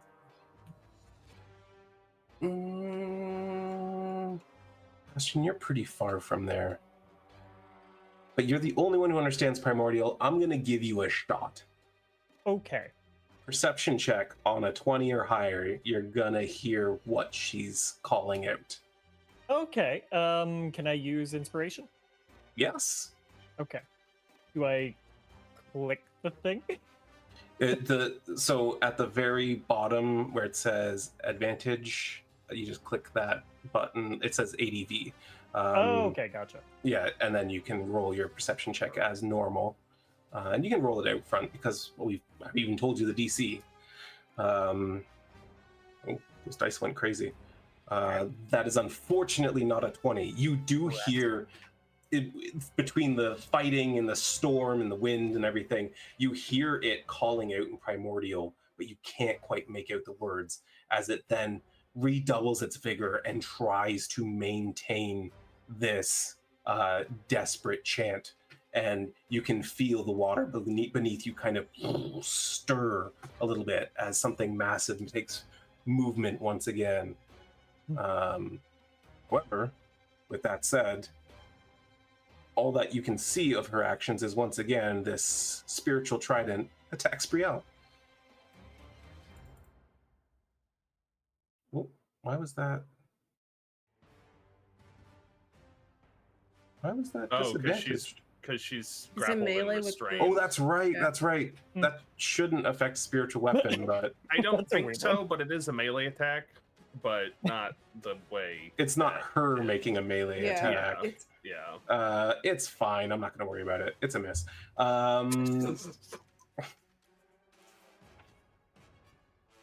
This one, flanked by Bastion and Ren, I think he's going to take the advantage of having a flank against Bastion instead of attacking Ren. That's okay. So that's going to be a +2 to that bad boy as it strikes out at him with its spear. Not going to be enough. And then immediately leaps at him with an open gaping maw. And that will absolutely... Nope, what? Oh, Nope. your shield's Shield. still I still up. have shield. Oh, Yeah, I can't hit kind you. of a god in the storm. Annoying, isn't it, Chinks? That's Jinx says- fine. It's okay. It's my favorite class. No, I love it when you guys are doing well. It's just like, okay, none of these guys can do shit, though. It's fine. This is one encounter. There's more. one if any. You did tell us there was at least 2 maps. Yeah. The next map is just the same map, but the ship is completely wrecked. No. No, it's And the we have same to- map. There's just no ship. Yeah, we just put Cthulhu's on it. We have to fight it. The one in the south begins picking up the chant once more, a little bit harder, a little bit faster, a little bit more determined. You can hear their voice carrying a little bit harder. This one is actually close to Bastion, and at this point, you hear her agreeing with the one in the north. Yes, Krethelek, guide us, eat them, make their flesh yours. And then her chant picks up again. You can feel the wind picking up, the sea riled a little bit more as she continues her chant, and her spiritual trident also attacks Ren. Where did it go? There it is. Skip the spelling for that later. However, Ren is very twisty and she's unable to find purchase with her attack. Very bendy. However, Sahuagin Baron 1, it disappears beneath the water for a moment before suddenly emerging like a dolphin and slamming into the deck next to Brielle. It immediately draws its trident up and starts slashing away at her. Off shield into the armor, and then this one with advantage, I'll actually use one of my DM advantages so you can take them off my thing.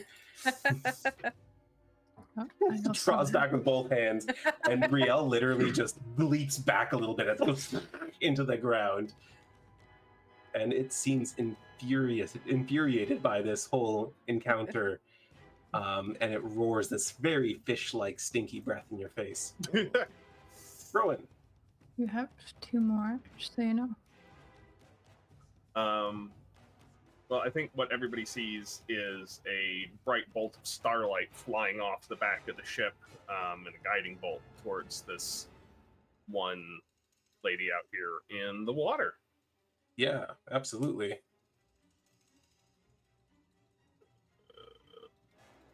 Which should automatically get advantage because she's restrained, I think. It should, yeah. Okay. Oh yeah. That'll do. This bolt of starlight shoots out across, narrowly avoiding the water elemental and colliding with her heavily. That was a good guiding bolt roll. That was great. That was a very good guiding bolt. Hold on a second. That's not a pass.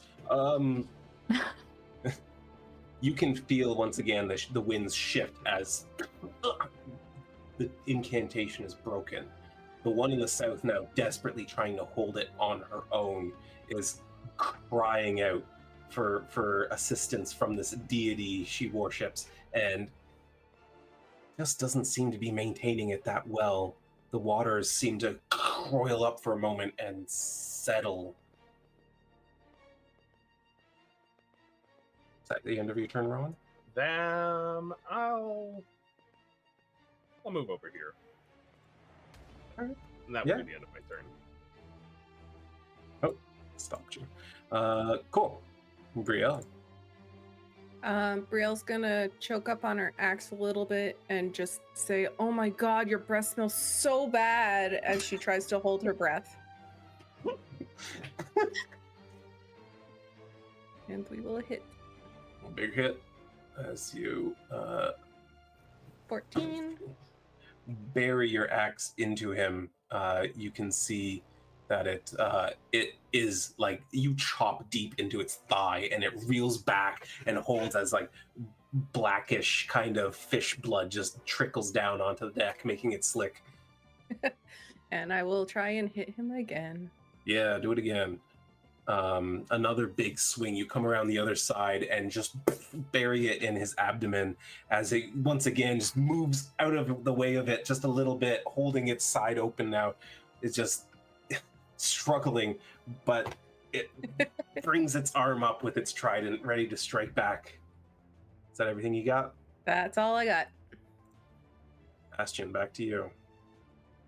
All right. Yeah, we're gonna call lightning on the last little chanter.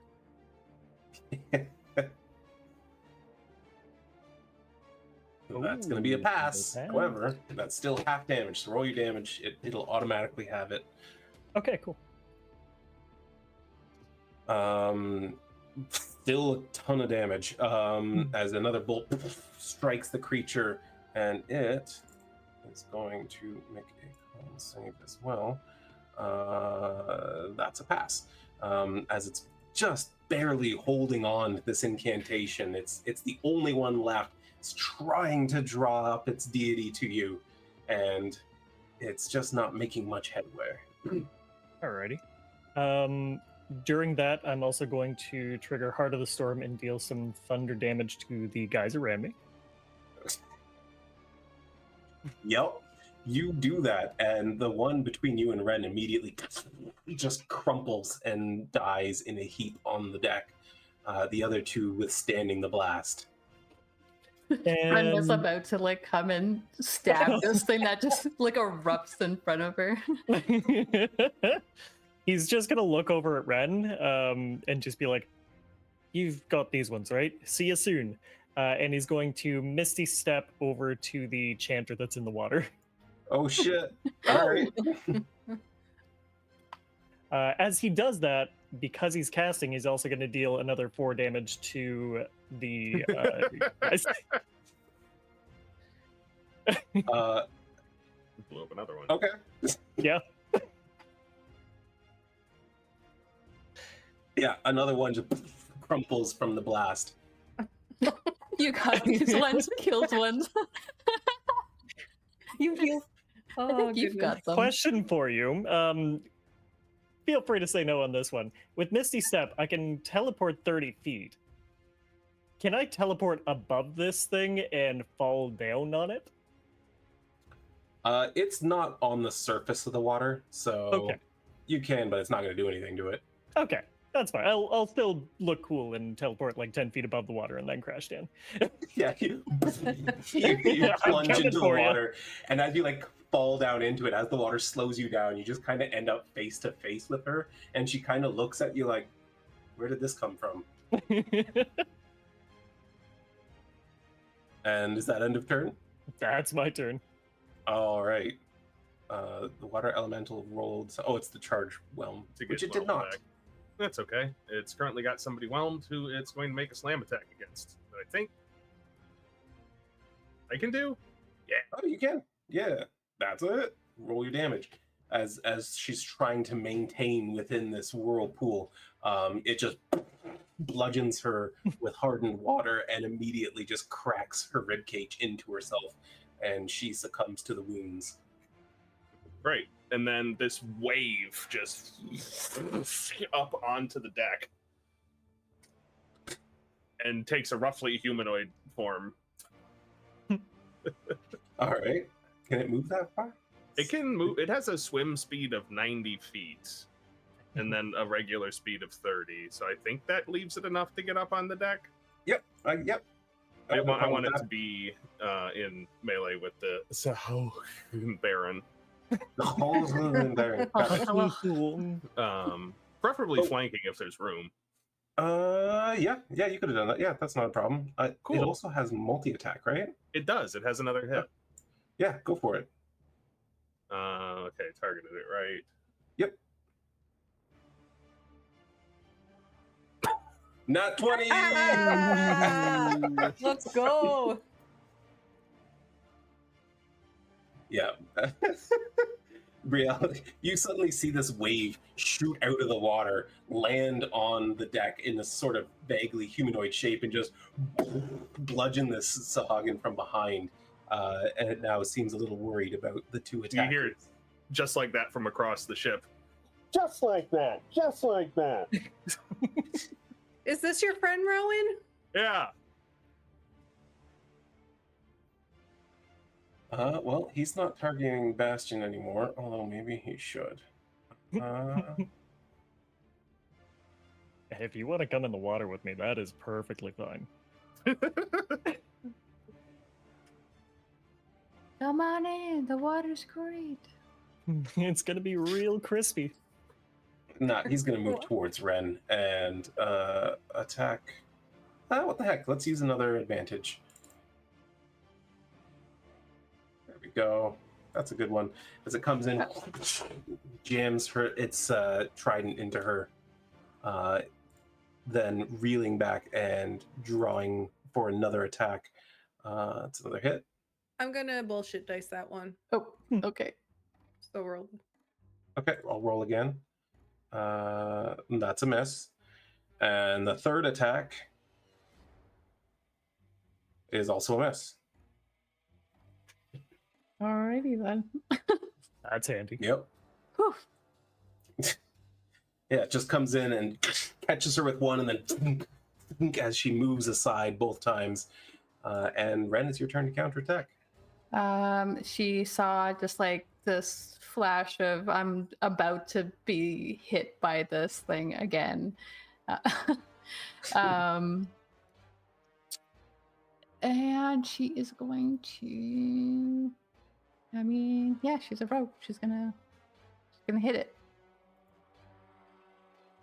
And do the special combo. Using inspiration for sneak attack. Oh, actually, I don't know if I can apply that first. We'll see. What if I hit? And I didn't do the thing again. That's a nat 20. There we go. Nice. Did it disappear? It did Your not. sneak attack is Overkill. applied. Cool. Something tells me this thing's going away now. Yeah. Bye. Yeah. Wow. It was Yeah, actually and- never born. Yeah. It charges forward and strikes you once, and then is putting holes in the ship as it tries to get you again. And with its last big swing, as it buries it in the deck, you just leap up onto the shaft of the trident, run up to it, grab it from the back of the head, and Yeah, drive your blade into its brain. I think Ren was so like put off by what just happened in front of her. Like she went to with her blade and she knew she was gonna hit, and then that one died in front of her, and then he told her to take care of the other one and was about to hit that one, and that died, and she just like puts all of her force into this one last hit. Man, Bastion is not making a good first impression. And she's just like heavy breathing. But she's going to move this way. It kind of looks like Brielle's got this, but she's just going to catch her breath and ready her blade in her hand again. All right.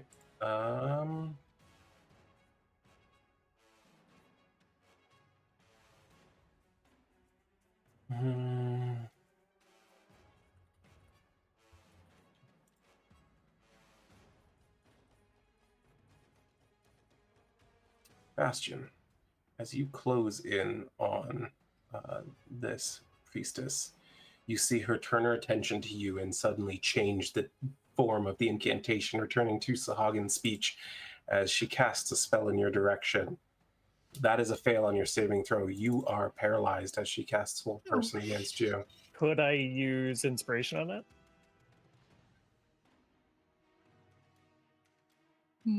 Sure. That'll do it.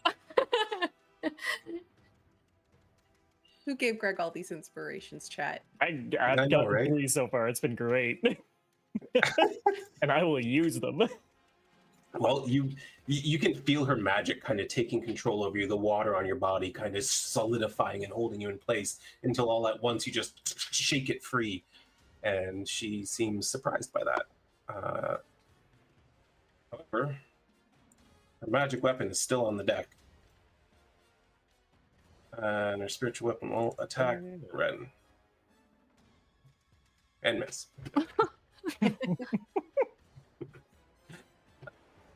All right. You still have 2 more inspirations. Good to know. Same for there. Saving them for Greg now. Yeah. That's a miss with inspiration. And then another miss. And then It just it cannot get through Brielle's defenses as it swings wildly at her. Brielle and Water Elemental make an opportunity attack. Okay.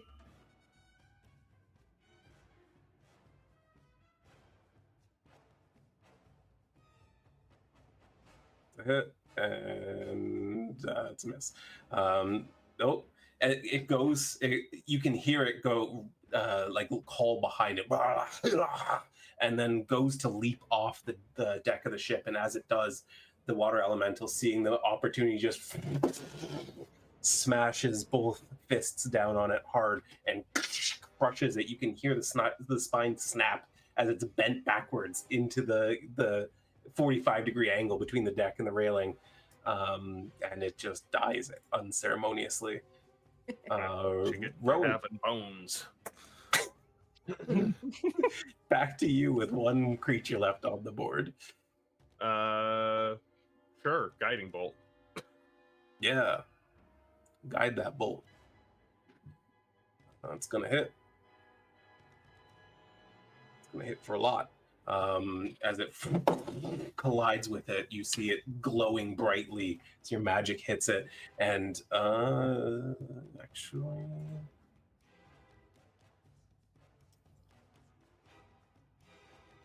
yep, the winds die down somewhat as the incantation just ends. The water not roiled up quite as much. Storm still taking place, but it no longer seems to be focused on you or your ship. The ship all of a sudden just seems to be moving along in the water again. Is that end of turn, Rowan? Yes. All right. Brielle. She's going to run 30 feet and try and throw a javelin at. Absolutely. You are kind of standing on an open hole in the ship, but that's okay. I can go there.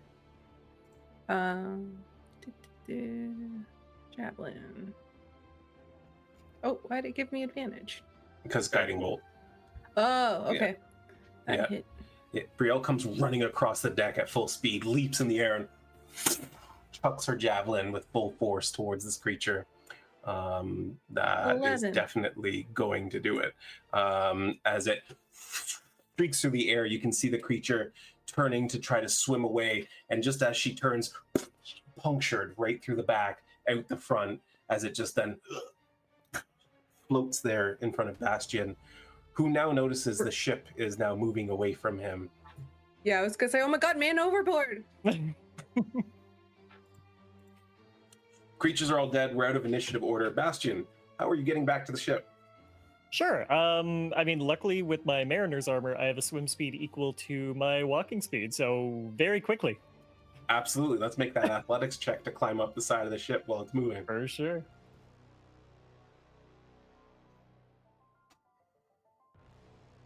Yeah, it's no problem at all. Bastion just swimming at full speed towards the ship, grabs onto one of the hitchings on the side and just climbs up the netting.